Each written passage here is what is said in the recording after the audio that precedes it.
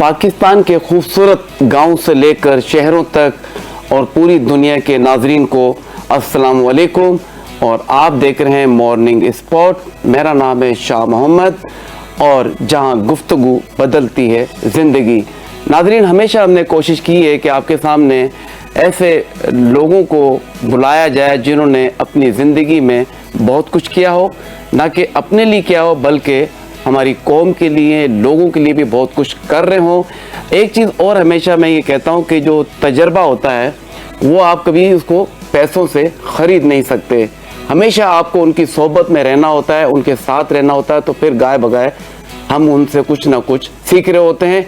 और आज के हमारे जो मौजूद मेहमान हैं उनका ताल्लुक़ भी मैं ये कहूँगा कि अदब से है। डॉक्टर हैं, जो मतलब वकील भी है और उन्होंने अपनी ज़िंदगी में अदब से बड़ा गहरा ताल्लुक़ है। और हमारे जो दूसरे मेहमान हैं उन्होंने भी अपनी ज़िंदगी का एक बहुत बड़ा हिस्सा जो है वो शोबिस को दिया। काबिल फ़ख्र हैं हमारे दोनों आज के मेहमान। चलते हैं बिला किसी रुकावट के मैं तारुफ़ कराना चाहूँगा नाज़रीन आपका। सबसे पहले हमारे साथ मौजूद हैं डॉक्टर आबिद जावेद खान शेरवानी एडवोकेट। बहुत शुक्रिया सर, आपको अपने शो में खुशामदीद कहता हूँ मैं। जी वेलकम, आपका भी शुक्रिया। और मुझे खुशी है कि आज आपने मुझे अपने शो पे मदऊ किया और अच्छी गुफ्तगू रहेगी इंशाल्लाह ताला। मुझे और हमारे नाज़रीन को बहुत कुछ सीखने को मिलेगा। देन हमारे आज के दूसरे गेस्ट जो है वो प्रोड्यूसर भी है, डायरेक्टर भी हैं, स्क्रीन प्ले राइटर भी हैं। सन 1992 से जो है वो शोबिस के लिए काम कर रहे हैं। मीर मोहम्मद महार साहब, आपका भी बहुत शुक्रिया कि आपने हमें आज अपना कीमती वक्त दिया। Thank you. तो नाज़रीन, चलते हैं हमारे मेहमानों से सवाल करते हैं जिसका आपको इंतज़ार होगा। लेकिन उससे पहले मैं चाहूँगा कि अगर आप हमारे इस शो में शामिल होना चाहते हैं, लाइव कॉल करना चाहते हैं, तो स्क्रीन पे दिए गए नंबर पर आप हमें कॉल कर सकते हैं। 021-343-1433 हमारा नंबर है। और हमारे मौजूद मेहमानों से भी कोई सवाल करना चाहें अदब के हवाले से, अगर आप वकालत के, और अगर डॉक्टर साहब क्योंकि शुगर के ख़ास तौर पे बड़े स्पेशलिस्ट हैं और डॉक्टर साहब का बड़ा एक तवील अरसा इसमें गुजरा है, तो जिन लोगों को अगर कोई सेहत के हवाले से सवाल करना तो वो भी आप कर सकते हैं। और वो लोग हमारे नौजवान जो शोबिज़ में आना चाहते हैं, डायरेक्टर बनना चाहते हैं, एक्टर बनना चाहते हैं, राइटर बनना चाहते हैं, तो वो भी सवाल कर सकते हैं। तो बिला तकल्लुफ़ जो है आप हमें कॉल कर सकते हैं। चलते हैं डॉक्टर आबिद जावेद खान शेरवानी एडवोकेट साहब, तो नाम से ही पता चलता है कि आप माशाल्लाह डाइवर्सिफाइड पर्सनालिटी हैं और आपने अपनी ज़िंदगी का बहुत ज़्यादा हिस्सा जो है वो अदब को दिया है। और बहुत सारे ऐसे मरीज़ हैं जो आपसे सेहतियाब हो रहे हैं, आपने उनको इलाज किया है।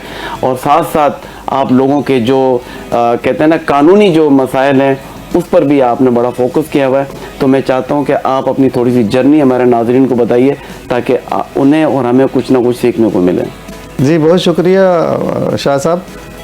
मेरी जर्नी कुछ यूँ है कि मेरा ताल्लुक़ जो है वो भलवाल से रहा है और पैदाइश मेरी वहाँ की थी। फिर शिफ्ट हो गए थे वज़ीराबाद और मेरी बुनियादी तालीम वज़ीराबाद और गुजरात से रही। फिर मैं कराची शिफ्ट हुआ कोई 79 में आई थिंक। जी, तो मैंने फिर यहाँ पे एक जॉब गवर्नमेंट की थी वो ज्वाइन कर ली। और उसी के दौरान फिर मैंने 2004 में जो है वो होम्योपैथ डॉक्टर का कोर्स किया और थोड़ी बहुत प्रैक्टिस रही, लेकिन फिर मैंने आगे रिटायरमेंट के बाद जो है ना उसका लाइसेंस लिया।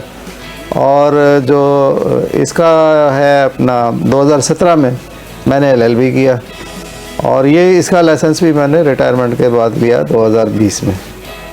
तो मुख्तसर ये जर्नी है। बाकी अदब के हवाले से ये है कि अदब की जो है वो पढ़ाई लिखाई तो हम करते रहे दौरान सर्विस, लेकिन ये कि मैंने अपना एक YouTube चैनल खोल लिया था 2017 में। उसमें मैंने फोकस किया था अल्लामा इकबाल की पोइट्री पे। जी बिल्कुल। तो उनकी जो बड़ी बड़ी नज़में हैं उनकी मैंने वीडियोस बना के अपलोड किए हैं। अल्लामा इकबाल स्टूडियो के नाम से मेरा YouTube चैनल है। तो उसके बाद फिर मुझे किताबों की तरफ रुजू किया मैंने। और लेकिन आपने तो घर पे भी जो है वो अल्लामा इकबाल के नाम से जो है वो एक जगह मुख्तस कर जी, मेरे घर पे अल्लामा इकबाल स्टूडियो है जहाँ पे मैं रिकॉर्डिंग करता हूँ। और उसके अलावा दानिशगाह इकबाल के नाम से हमारा हर मंगल को एक प्रोग्राम होता है। उसका सेटअप यूँ है कि हम एक गज़ल जो है अल्लामा इकबाल की बाले जिब्रील से आजकल उसको सिलेक्ट करते हैं اور احباب میں سرکولیٹ کر دیتے ہیں. اور پھر جو لوگ بھی آ جائیں سب کو ہم کہتے ہیں بھئی آپ اس غزل کے اوپر جو بھی آپ کا حاصل مطالعہ ہے, گفتگو ہے, آپ کا غور و خوض ہے, وہ آپ بیان کریں. تو 8-10 افراد جو ہے وہ اپنی اپنی جو ہے نا وہ بیان کرتے ہیں.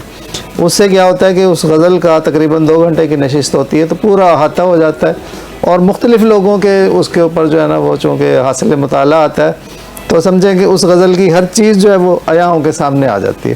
تو یہ ایک بڑا اچھا سلسلہ ہے جو میرے گھر پہ ہر منگل کو ہوتا ہے. ماشاءاللہ. سبھی آپ سے تفصیل سے مزید بات چیت کریں گے. چلتے ہیں امیر محمد ماہر صاحب کی طرف. آپ سن 1992 سے جو ہے وہ شوبز میں ہیں, اور آپ بھی ملٹی ٹیلنٹڈ آدمی ہیں. آپ جو ہے پروڈیوسر بھی ہیں, ڈائریکٹر بھی ہیں, اسکرین پلے رائٹر بھی ہیں. تو میں چاہوں گا تھوڑی سی جرنی آپ پہلے بتائیے گا ہمارے ناظرین کو, اور پھر ہم سوالات کی طرف جائیں گے آگے.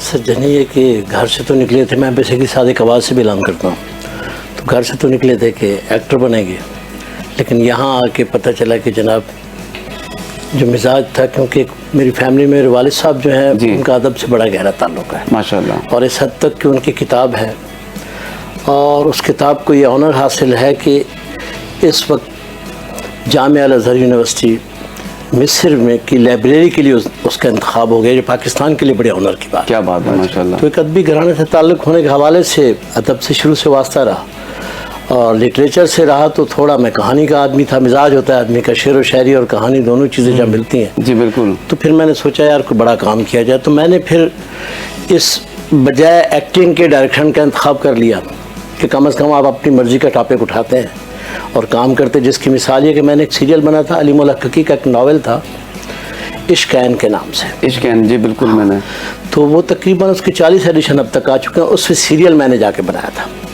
اور تصوف بیس, جبکہ یہاں تو گلیمر ہے, دوہری گلیمر کا ہے, تو اس پہ میں نے تصوف عشق مجازی سے عشق حقیقی پورا ایبٹ آباد میں شوٹ ہوا, اور ARY پہ آن ایئر ہوا. بالکل. اور بڑا کلاسک ڈرامہ تھا وہ میرے لیے آنر کی بات تھی کہ میں نے اپنی مرضی کے ٹاپک پہ کم از کم کام کیا. وہ بڑا کام ہے میرے لیے. تو اس طرح جو ہے ایک جرنی رہا. میں بیسیکلی طارق جمیل صاحب کے ساتھ رہا. شروع میں NTM کے ساتھ رہا کئی سال تک, جس میں کیلاش جیسے ڈرامے, مصطفی ستار کا تھا, اگر تھا اس کا امجد صاحب کا. اس طرح میری ابتدا ایسے لوگوں سے ہوئی کہ جو الحمدللہ بڑا ہیلپ فل رہا. تو بس چل رہا. جی بالکل. چلتے ہیں ڈاکٹر صاحب کی طرف. ڈاکٹر صاحب, آپ ڈاکٹر ہیں, آپ ایڈوکیٹ بھی ہیں, ادب سے گہرا تعلق بھی ہے, آپ نے متعدد جو ہے کتابیں بھی لکھی ہیں, اور علامہ اقبال پہ آپ نے کافی تشریح کر کے اپنے یوٹیوب چینل پہ اپلوڈ کی ہے. تو سر ان ساری چیزوں کو مینیج کیسے کرتے ہیں؟ آج کے ہمارے نوجوانوں سے اگر ہم کہیں تو ان سے تو ایک کام نہیں ہوتا. تو یہ ایک بہت بڑی آنر کی بات ہوگی جب آپ بتائیں گے, تو ہمیں کچھ نہ کچھ سیکھنے کو ملے گا کہ جی واقعی کچھ نہ کچھ کرتے رہنا چاہیے, آگے بڑھتا رہنا چاہیے, اور کبھی بھی نا امید نہیں ہونا چاہیے. جیسا کہ آپ نے دیکھے نا کتنا سفر طے کیا ہوگا, یقیناً اس میں مشکلات, پریشانیاں, تو یہ کیسے مینیج کرتے ہیں سر آپ؟ جی اصل میں یہ جو ہے نا آپ کا سارا کمال آپ کا ٹائم مینجمنٹ کا ہے. اگر آپ اپنے وقت کو مینیج کرنا سیکھ لیں تو اس سے آپ کو سیلف مینجمنٹ آ جاتی ہے, اور جب آپ اپنے آپ کو مینیج کرنا سیکھ لیں تو آپ کوئی بھی بڑا کام جو ہے نا اس کو کر سکتے ہیں. اور اس کے لیے بیسک بات یہ ہے کہ آپ کے سامنے کوئی انسپائریشن ہونی چاہیے, کوئی ٹارگیٹ ہونا چاہیے, کوئی آپ کا ایم آف لائف ہونا چاہیے, کوئی آپ اپنے لیے گول سیٹ کریں کہ مجھے یہ کام کرنا ہے. اگر آپ گول سیٹ نہیں کرتے تو پھر آپ جو ہے نا فضول کے کاموں میں پڑے رہیں گے, کیونکہ گول سیٹ کرنا ضروری ہے. گول ہے ہی نہیں, مطلب مقصد زندگی ہے ہی نہیں. مقصد زندگی جب تک نہیں ہے تو انسان کچھ نہیں کر سکتا. مقصد زندگی کچھ بنا لیں, کچھ گول بنا لیں اپنے, اور اس سے پھر پیار کریں, محبت کریں اپنے گول سے, اور اس کے لیے پھر آپ وقت بھی لگائیں اور اپنی محنت خون پسینہ لگائیں اس کے اوپر. تو وقت بھی آپ کے لیے نکل آئے گا اور کافی ساری گنجائش پیدا ہو جائے گی, اور آپ کی صلاحیتیں بھی خود بخود جو ہے نا جب آپ کام کرتے چلے جاتے ہیں تو صلاحیتوں میں اللہ تعالیٰ اضافہ بھی کرتا ہے, برکت عطا فرماتا ہے. خاص طور پہ آپ نے ایک ٹائم مینجمنٹ کی بات کی. آج کا ہمارا نوجوان جو ہے وہ ہوٹلوں پہ بیٹھ کر گپ شپ لگا رہے ہیں, ٹائم جو ہے وہ ویسٹ کر رہے ہیں, تو وہ وقت تو واپس کبھی بھی ان کے پاس آ تو نہیں سکتا. تو اس کو آپ نے جس طریقے سے مینیج کیا, تو ہمارے آج کا جو یوتھ ہے اگر اس کو یوٹیلائز کر لے تو وہ صرف اپنے آپ کو نہیں بلکہ پورے پاکستان کو آگے لے جا سکتا ہے. بے شک ایسے ہی ہے. بات یہ ہے کہ بہت ساری محفلیں ہوتی ہیں, جیسے مشاعرے وغیرہ ہوتے ہیں اور کچھ محفلیں ہوتی ہیں. اب مشاعروں میں جو ہے نا جب آپ جاتے ہیں تو ہم دیکھتے ہیں کہ وہاں پہ آپ کے کم سے کم 6 سے 8 گھنٹے لگتے ہیں. 2 घंटे तो आपको आने जाने के लग जाएंगे। फिर मुशायरे में आप जाएंगे तो 2 घंटे, घंटा, 1.5 घंटा वो लेट शुरू होता है। फिर वहाँ पे एक लंबी 40-50 जो है वो शुरा की लिस्ट होती है, और फिर वो मतलब है रिपीट करते हैं अपनी शायरी को, जो आपने आज सुना कल भी वही सुनेंगे, परसों भी। तो शुरू में मैं मुशायरों में जाता था, लेकिन चूँकि मुझे अपना काम अजीज़ था तो मैंने फिर सबसे माजरत कर ली। मैंने कहा यार ये काम जो है ना मैं नहीं कर सकता, और उसकी वजह यह है कि मैं घर पे बैठ के अपना काम करूँ। मैं जो है ना, मेरा आज भी रूटीन ये है कि मैं सुबह 9 बजे से लेकर 1 बजे तक मैं स्टडी करता हूँ। क्या बात है। और 2 बजे से लेकर रात 12 बजे तक मैं जो है ना वो फिर कुछ लिखता रहता हूँ, और उसमें बीच में मुख्तलिफ वक्फे होते हैं, खाने वगैरह का, नमाज वगैरह का वो होते हैं। लेकिन ये कि इस टाइम को जो है ना मैं इस तरीके से मैनेज करता हूँ कि मैंने अपना टाइम स्टडी के लिए, आज भी मैं जो डिक्शनरी जो है वो 10, 12, 15 मरतबा डेली खोलता हूँ डिक्शनरी आज के इस वक्त में।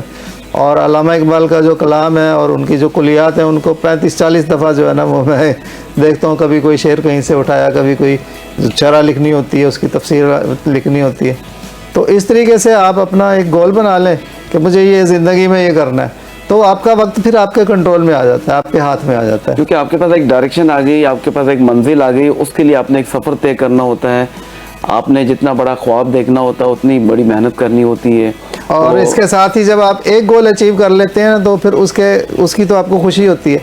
उसके साथ ही दूसरा गोल भी बनाएं, फिर तीसरा बनाएं, फिर चौथा बनाएं कि अब मुझे ये करना है, अब मुझे ये करना है। तो आप कहीं रुकेंगे नहीं, फिर जो है ना आपके वक्त भी आपके हाथ में होगा, कंट्रोल में होगा, और टाइम मैनेजमेंट आप खुद करेंगे फिर, और सेल्फ मैनेजमेंट भी आप खुद करेंगे। फजूल की चीज़ों से आप खुद ही कट जाएंगे, तो आप अपने काम में लगे रहेंगे। लेकिन जब तक आपने अपने लिए कोई मकसद नहीं बनाया, उस वक्त तक आपकी ज़िंदगी बेमकसद गुजरेगी। जी, बहुत अच्छी बात आपने की, और मैं अपने नाज़रीन को भी कहना चाहूँगा कि आपने अपनी ज़िंदगी का एक मकसद सेट करना है, एक गोल सेट करना है, एक ख्वाब देखें और फिर उसके लिए उतनी मेहनत करें जो आपने ख्वाब देखा है। क्योंकि ख्वाब के लिए आपको मेहनत करनी होती है, मुसलसल आपने जो है जदोजहद करनी होती है। इसी का नाम ज़िंदगी है। आसानियाँ हम हमेशा ढूंढते हैं, जो लोग आसानियाँ ढूंढते हैं वो कभी भी कामयाबी हासिल नहीं कर सकते। और कामयाबी जो है वो एक सफ़र है। आप एक कामयाबी हासिल करते हैं, उसके बाद आपने दूसरी कामयाबी की प्लानिंग करनी होती है। तो ये एक सफ़र है, मंजिल नहीं है। तो हमेशा कामयाबी मिलेगी, कभी नाकामी मिलेगी। चलते हैं मीर साहब की तरफ। मीर साहब, जैसा कि डॉक्टर साहब ने कहा कि ज़िंदगी का मकसद होना चाहिए, गोल सेट करना चाहिए। आपने भी गोल सेट किया, फिर आपने उसमें अचीवमेंट की माशाल्लाह से। मुतादिद ड्रामे आपने एसोसिएट डायरेक्टर रहे, फिर आप डायरेक्टर हुए। तो मैं चाहूँगा कि ये जो डायरेक्शन है इसके पीछे कॉन्सेप्ट क्या होता है? क्योंकि देखें, आप कुछ ना कुछ तख्लीक कर रहे होते हैं ना, कि आप जिससे एक्ट करवा रहे होते हैं उससे आपने वो सीन के मुताबिक जो उसका आपने फीलिंग करवानी होती है। तो कितना मुश्किल काम है ये? सर, मैं आपको बताऊं कि कभी कभी आपके इम्तिहान, मैंने एक जिसका भी जिक्र किया है, इश्क अहन का, हम लोग कहीं काम कर रहे थे, तो इसका जो मेन कैरेक्टर था वो तौकीर नासिर कर रहा था। अच्छा। और जो है ना वो आर्टिस्ट है, बड़ा आर्टिस्ट है, बहुत बड़े आर्टिस्ट है हमारा। अब वो हम सीन कर रहे हैं, वहाँ रशीद नाज साहब हैं जो मुर्शिद हैं, और इनका जो है वो एक ऐसा मुरीद है जो मर मिटा है। अच्छा। तो अब ये वो चीज़ों से निकल नहीं पा रही। तौकीर साहब से थोड़ा सा, अब मैं कहूँ कि जी आपने बिल्कुल पाँव में यूं बैठना है कि जैसे एक समझे मर मिटा है बंदा। तो बार बार तौकीर नासिर थोड़ा सा दरमियान में आ रहा था, एक जो इगोना होती है आपकी। मैंने कहा मज़ा नहीं आ रहा, तो उन्होंने मुझे इम्तिहान में डाल दिया कि मीर साहब आप क्या चाह रहे हैं मुझसे, आप करके दिखाएं। और वो मैंने करके दिखाया, तो जो लोग थे उन्होंने क्लैपिंग दिखाया। तो अगर आपको अपना काम नहीं आता तो आप दूसरे से भी नहीं करवा सकते। तो तौकीर साहब जैसे बड़े आदमी को मैंने रिक्वेस्ट की, मैंने कहा जी ये मेरा शोभा नहीं है आपका है, लेकिन मैं आपको बता रहा हूँ कि ये इसको कहते हैं मर मिटना, कि वो बंदा अपनी ईगो अनाज छोड़ के जब बैठ गया तो बैठ गया। और हासिल भी वही है कि जब आप अपना सब कुछ मिटा देते हैं, करेक्टर में आपने आपको डालना, डूब कर करना करेक्टर, उसी को आर्टिस्ट कहते हैं। तो फिर मेरा जो शोभा है, मैं बेसिकली यूँ समझे कि नावल के हवाले से मैंने बड़ा काम किया है। जैसे अभी मैं डॉक्टर साहब से बात कर रहा था कि राजा गिद्ध हमारा बहुत बड़ा एक असासा है, जो नावल है, अगर जिन लोगों ने पढ़ा है तो उस पर मैंने काम किया। उसमें कुछ ऐसे एलिमेंट्स थे जिन पे काम नहीं हो सकता, वो मैंने डिलीट करके जियो के पास ले गया। वहाँ डॉक्टर अनवर सज्जाद साहब थे, हमने काम किया। तो बस वो ہوتے ہوتے کام رہ گیا جو ہمارا ابھی یہ بتا رہے کہ انہوں نے کوئی اپنا کیا نام بتا رہے, کوئی ڈونکی کے نام سے کوئی پروگرام کیا, تو وہ ایک کلاسک سے ہم پھر کہیں ڈنکی پہ چلے جاتے ہیں. تو وہ جو چیزیں ہیں, بات صرف اتنی سی ہے کہ ایک آپ آئے ہیں نا اپنے گول اچیو. میرا صرف اتنا ہے کہ میں نے ایسے ایسے ٹاپک پہ کام کیا ہوا ہے, کچھ میں نے چیزیں کر لی. جیسے ناول تھا طارق اسماعیل ساگر صاحب کا, وہ تھا واگا بارڈر پہ بیس, سازش کے نام سے ناول تھا. میں نے پڑھا, مجھے بڑا انسپائر کیا. میں نے اسکرین پلے پہ کام کیا. ایک ڈائریکٹر ہوں تو مجھے اسکرین پلے پہ کمان نہیں تو میں کام نہیں کر سکتا. تو اس پہ ہم نے کام کیا واگا بارڈر پہ. اور اس کا جو بیسک جو کانسیپٹ تھا وہ یہ تھا کہ ایک آدمی جو ہے کرمنل جی, لیکن اس کو وطن کی مٹی سے اتنی محبت ہے کہ اس کو بیٹا کہتا ہے کہ یار ہمیں انڈیا جانے کی کیا ضرورت ہے, حالات نہیں ہیں, تو ہم یہ پاکستان میں چوریاں ڈاکے ڈالتے ہیں نا. وہ کہتا ہے کہ یار اپنے لوگوں کو لوٹنا مردوں کا شیوا نہیں ہے, ہم نے جب بھی کوئی کرائم کیا دشمن کی سرزمین پہ گیا. تو یہ ایک ایسا اس کا جملہ تھا جو یہ تھا کہ انسان کو اپنی مٹی سے لائل ہونا چاہیے, اپنے لوگوں سے بھی, اپنے لوگوں سے, اپنی مٹی سے, وطن سے. ایگزیکٹلی وطن سے. کل تو میں کہتا ہوں کہ وطن کے لیے ہمیں بہت کچھ کرنے کی ضرورت ہے. اور آج کی وقت مطلب یہ جو انہوں نے بات کی اتنی زبردست بات ہے کہ ایک ڈاکو ہے, وہ ڈاکو اپنے لوگوں کو نہیں لوٹ رہا اور وہ دشمن کی سرزمین میں جا کے ڈاکے ڈال رہا ہے. تو جو ہمارے پولیٹیشینز ہیں ان کو اس سے لرن کرنا چاہیے کہ جب ایک ڈاکو اپنے لوگوں کو لوٹنا نہیں چاہ رہا تو ہم جو خدمت کے دعوے سے آتے ہیں, بالکل دعوے سے آتے ہیں, جذبہ تو نہیں ہوتا, خدمت کے دعوے سے آتے ہیں کہ کلیم ہوتا ہے کہ ہم آپ کی خدمت کریں گے, آگے وہی جو ہے نا غریبوں کا خون چوسنے لگتے ہیں. تو بڑی یہ عبرتناک آپ کا جو ہے نا یہ ڈائلاگ ہے, ایک میسیج ہے اس کے اندر. اچھا, پرانے ڈرامے جب بنتے تھے اور میں دیکھتا ہوں جیسے کہ آپ جیسے سینئر لوگ کام کرتے تو رائٹر کا بھی ایک کانسیپٹ ہوتا ہے کہ وہ ایسی کہانی لکھے جو ہمارے معاشرے کی کوئی پرابلم ہو, ایشوز ہو, تاکہ وہ حل ہو. جیسے کہ ہمارا یہ مارننگ اسپاٹ ہے, ہماری کوشش ہوتی ہے کہ ہم اپنے ناظرین کو, اپنے وطن کو, اپنے لوگوں کو جو ہے وہ ایک پازیٹیو میسیج دیں کہ دیکھیں آپ نے کسی بھی اسٹیج پہ ہار نہیں ماننی ہے, آپ نے جو ہے وہ جدوجہد کرنی, مسلسل کوشش کرنی ہے, مثبت سوچ رکھنی ہے, تو پھر آپ آگے جائیں گے. تو کہیں نہ کہیں موٹیویشن ہماری شو سے لوگوں کو ملتی ہے اور لوگ پھر انوالو بھی ہوتے ہیں, ہمیں کال بھی کرتے ہیں اور بتاتے بھی ہیں کہ ہم فیملی کے ساتھ آپ کا پروگرام دیکھتے ہیں کیونکہ یہاں ہمیں کچھ نہ کچھ سیکھنے کو ملتا ہے. اکثر ہم دیکھتے ہیں کہ چینل پہ لوگ جو ہے نا لوگوں کا ٹائم ویسٹ کر رہے ہوتے ہیں, لیفٹ رائٹ کی باتیں کر رہے ہوتے ہیں. اور آپ نے تو ڈاکٹر صاحب بڑی کتابیں بھی لکھی ہیں, تو میں چاہوں گا کچھ چند اپنی کتابوں کے نام بھی بتائیے گا اور کچھ اشعار اگر آپ. جی بالکل, میں نے جو ہے پہلی کتاب لکھی تھی جی وہی ہے اسپین اقبال کا دوسرا خواب. اس کے بارے میں تھوڑا سا میں انٹرو اگر آپ کو دوں جی, تو وہ یہ ہے کہ علامہ اقبال نے ایک خواب تو دیکھا تھا سب کے نالج میں کہ انہوں نے کہا تھا کہ پاکستان بننا چاہیے. تو الحمدللہ وہ انہوں نے جب خواب دیکھا 1930 میں خطبہ الہ آباد میں انہوں نے بتایا تھا کہ ایسے ایسے جو ہے نا یہ ایک میری ذہن کے اندر تجویز آتی ہے. اس کو لوگ خواب کہہ دیتے ہیں لیکن ان کا بیسیکلی وہ خیال تھا جس کو انہوں نے ایک جو آل انڈیا مسلم لیگ کا جلسہ تھا, سالانہ جلسہ تھا, اس کے اندر انہوں نے فلوٹ کیا تھا آئیڈیا. تو جب یہ گئے ہیں اسپین میں تو اسپین کی مسجد قرطبہ میں جب گئے ہیں, بالکل مسجد, تو وہاں انہوں نے اس مسجد کو کھلوایا اپنے تعلقات استعمال کرتے ہوئے, اذان بھی دی اور اس کے بعد نماز بھی پڑھی. پھر انہوں نے وہاں پہ ایک نظم لکھی جس کے 64 اشعار ہیں, 8 بند ہیں, مسجد قرطبہ کے نام سے وہ نظم مشہور ہے. تو اس نظم کے اندر انہوں نے جو ہے نا وہ پہلے تو وقت کے حوالے سے بات کی کہ جو ہے سلسلہ روز و شب نقش گرے حادثات, سلسلہ روز و شب جو ہے اس کے بارے میں پھر انہوں نے جب ڈیٹیل سے گفتگو کی. اس کے بعد پھر جو ہے نا وہ کہتے ہیں کہ ہے مگر اس نقش میں رنگ ثبات دوام جس کو کیا ہو کسی مرد خدا نے تمام, اور مرد خدا کا عمل عشق سے صاحب فروغ, اور عشق ہے اصل حیات موت ہے اس پر حرام. تو وہ ساری کی ساری جو ٹائم کی ایک بات ہوتی ہے کہ قوموں کو عروج آ رہا ہے, پھر زوال کا شکار ہو رہی ہیں, پھر عروج آ رہا ہے, لیکن وہ یہ کہتے ہیں کہ ہر چیز جو ہے نا فنا ہونے والی ہے. اول و آخر فنا, باطن و ظاہر فنا, نقش کوہن ہو کہ نو منزل آخر فنا.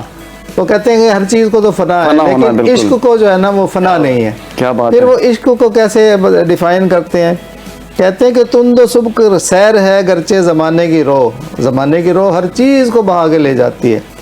عشق خود ایک سیل ہے، سیل کو لیتا ہے تھام۔ عشق جو ہے وہ بذات خود ایک سیلاب ہے، اور جتنے سیلاب عشق کو بہانے کے لیے آتے ہیں یہ انہیں روک لیتا ہے، وہ سب کو روک لیتا ہے، ان سب کو روک لیتا ہے اور ان کے سامنے کھڑا ہو جاتا ہے۔ اور کہتے ہیں کہ عشق کی تقویم میں اثر رواں کے سوا اور زمانے بھی ہیں جن کا نہیں کوئی نام۔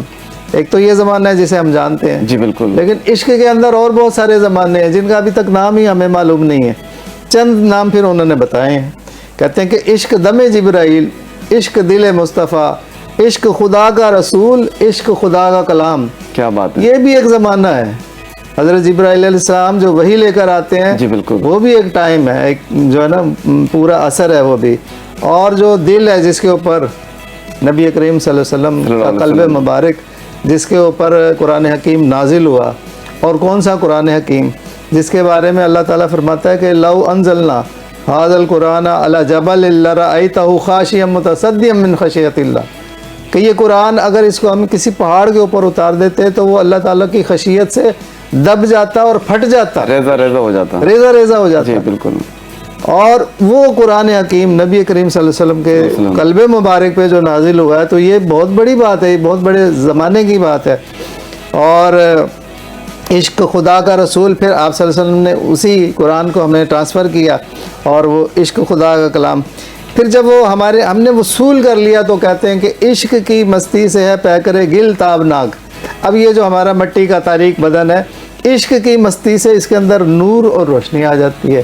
عشق کی مستی سے ہے پیکر گل تابناک، عشق ہے صحبائے خام، عشق ہے قاص الکرام، عشق فقیہ حرم، عشق امیر جنود، عشق ہے ابن السبیل، اس کے ہزاروں مقام۔ پھر آخر میں آ کے وہ جو ان کو لیسن دیتے ہیں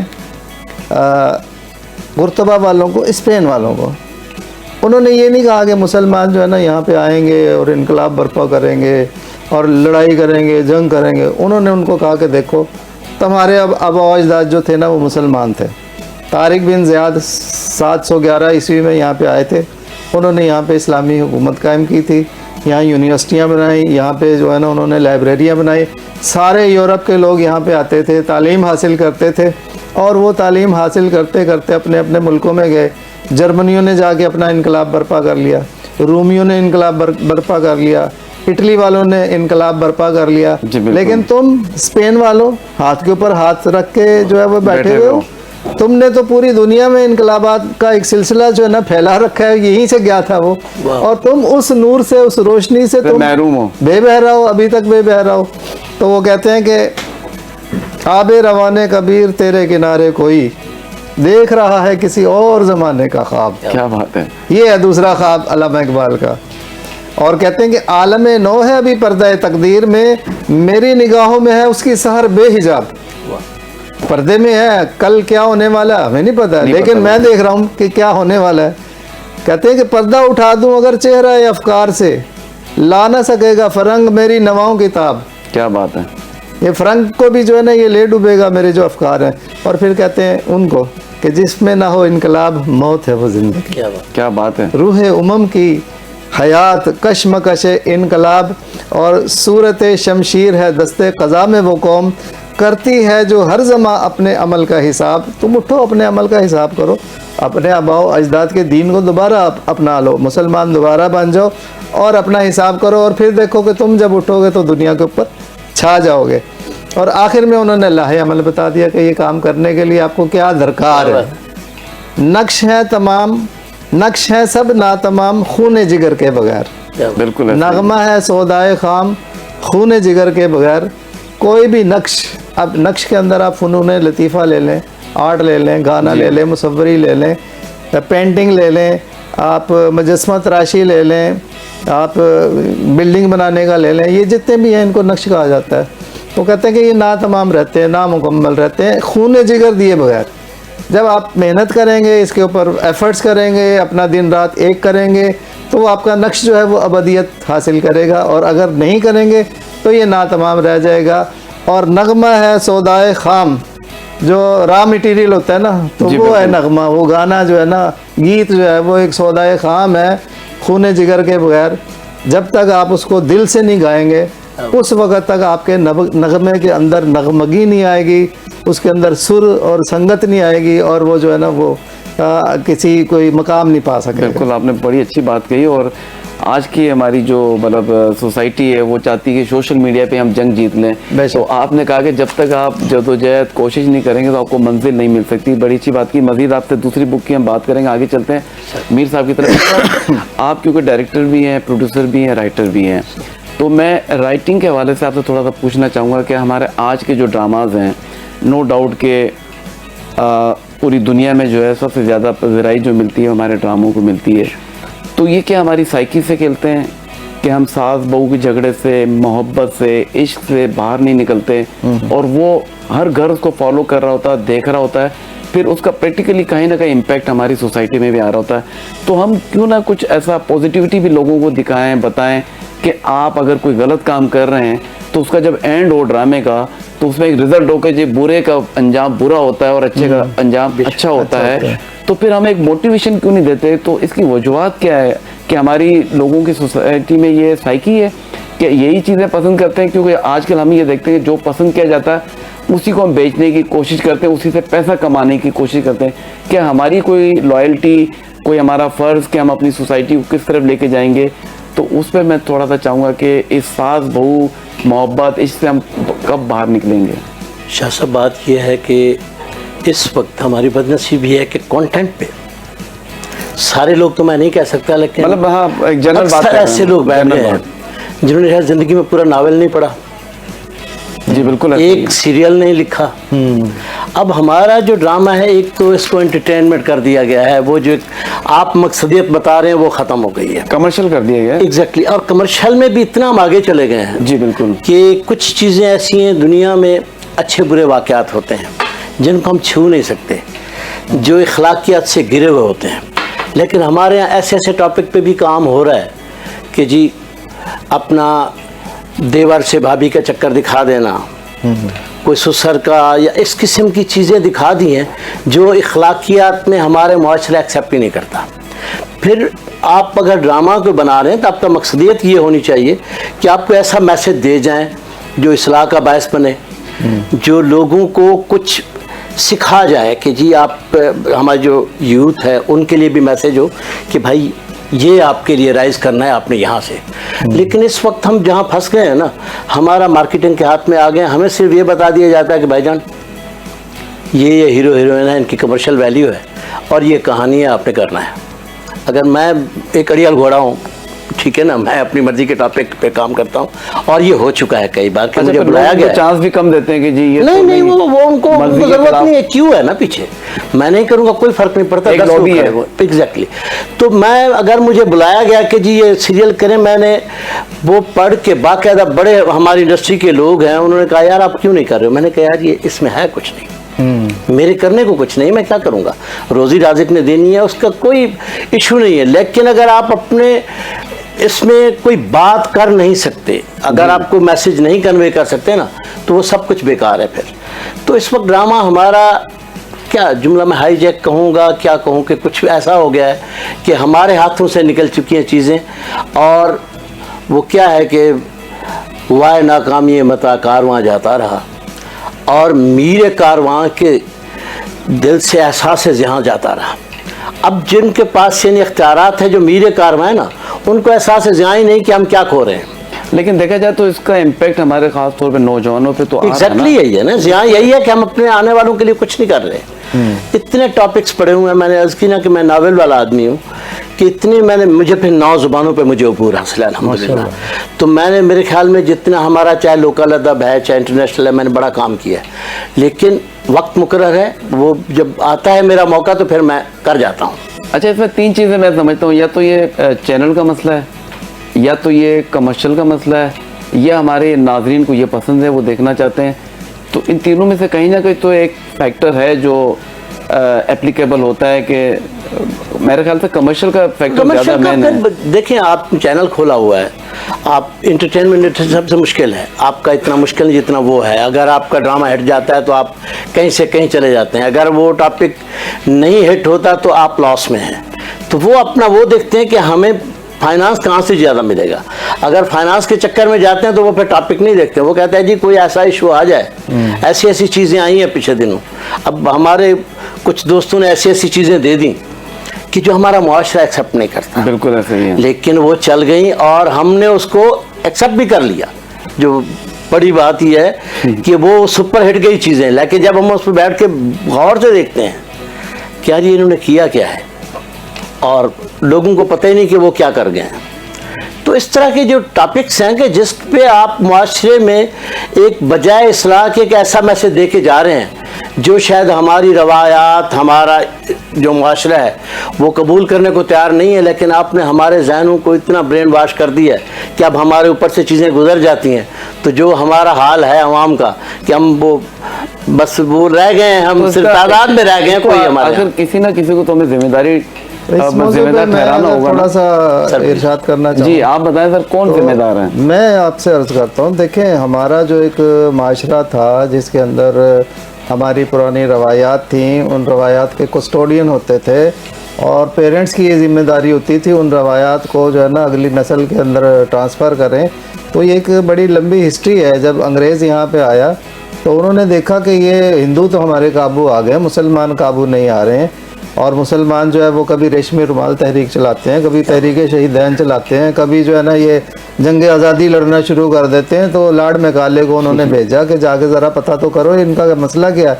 तो उसने कहा कि जी ये जो मुसलमान बज़ाहिर तो तालीम याफ्ता नहीं है, लेकिन इनका बच्चा बच्चा तालीम याफ्ता है और इनकी तालीम जो है ना माँ की गोद से शुरू हो जाती है और बहुत सारी तालीम तो ये वहीं पे सीख लेते हैं अपनी जो है ना, जब बोलने लगते हैं तो बहुत सारी तालीम, तरबियत का बहुत बड़ा तरबियत का एक अहम रोल है।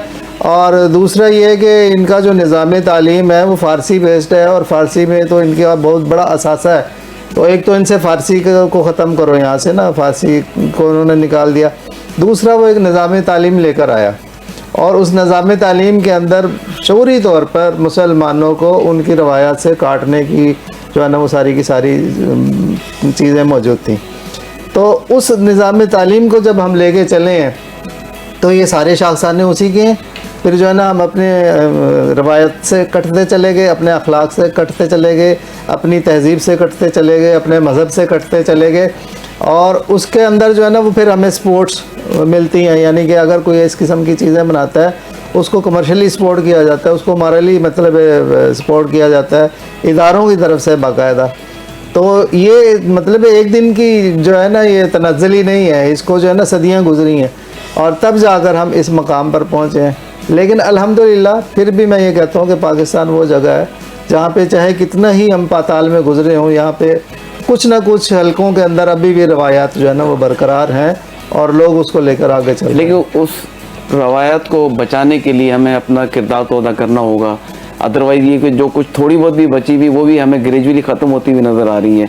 तो इसमें आप तरह के जो अदब से गहरा ताल्लुक़ है तो आपको अपना किरदार आगे आना होगा, बेशक सेमिनार्स करने होंगे, बताना होगा कि हमारी जो रवायात हैं वो क्या है, हमारा कल्चर क्या है और हमें तहज़ीब को बहुत करीब से जो है वो लोगों को पढ़ाना है, बताना है। हमें अपने निसाब को चेंज करने की ज़रूरत है। हम जब से पाकिस्तान बना वही निसाब लेके चल रहे हैं। दुनिया कहाँ से कहाँ चली गई, हम वही लकीर के फ़कीर बने हुए हैं। तो हमें इसमें कहीं ना कहीं तब्दीली देखें। कहते हैं ना कि आप कोई भी चीज़ें एक कानून सेट करते हैं तो जब उसमें कोई बेहतरी नज़र आती है तो उसमें आप चेंजिंग करते हैं, अमेंडमेंट होती है उसके अंदर। तो हमें हमेशा ये कोशिश करनी चाहिए कि हम हमेशा बेहतर से बेहतर की तरफ जाएं और अपनी इस्लाह करते रहें, अपनी गलतियों को हम ढूंढते रहें।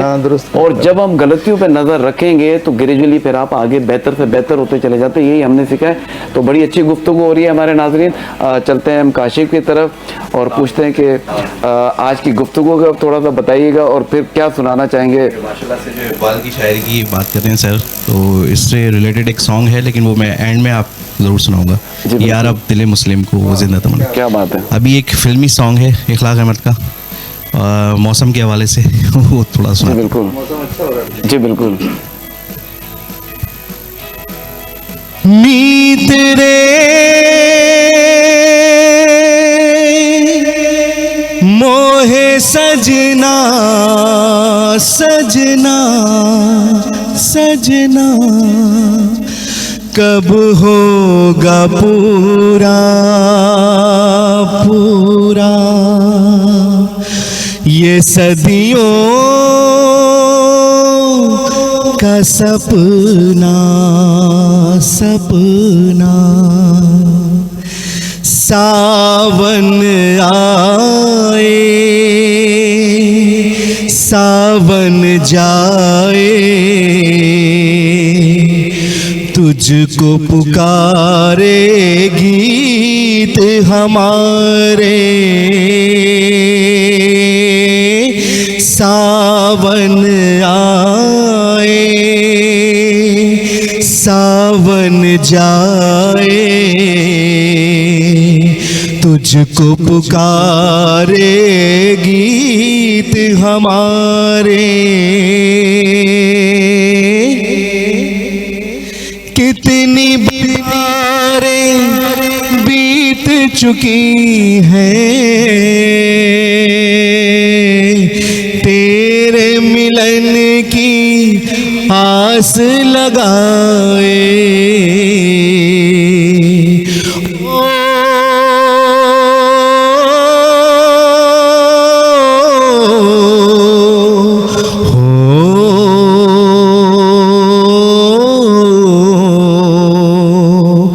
तुझको न पाके रोए बसुरिया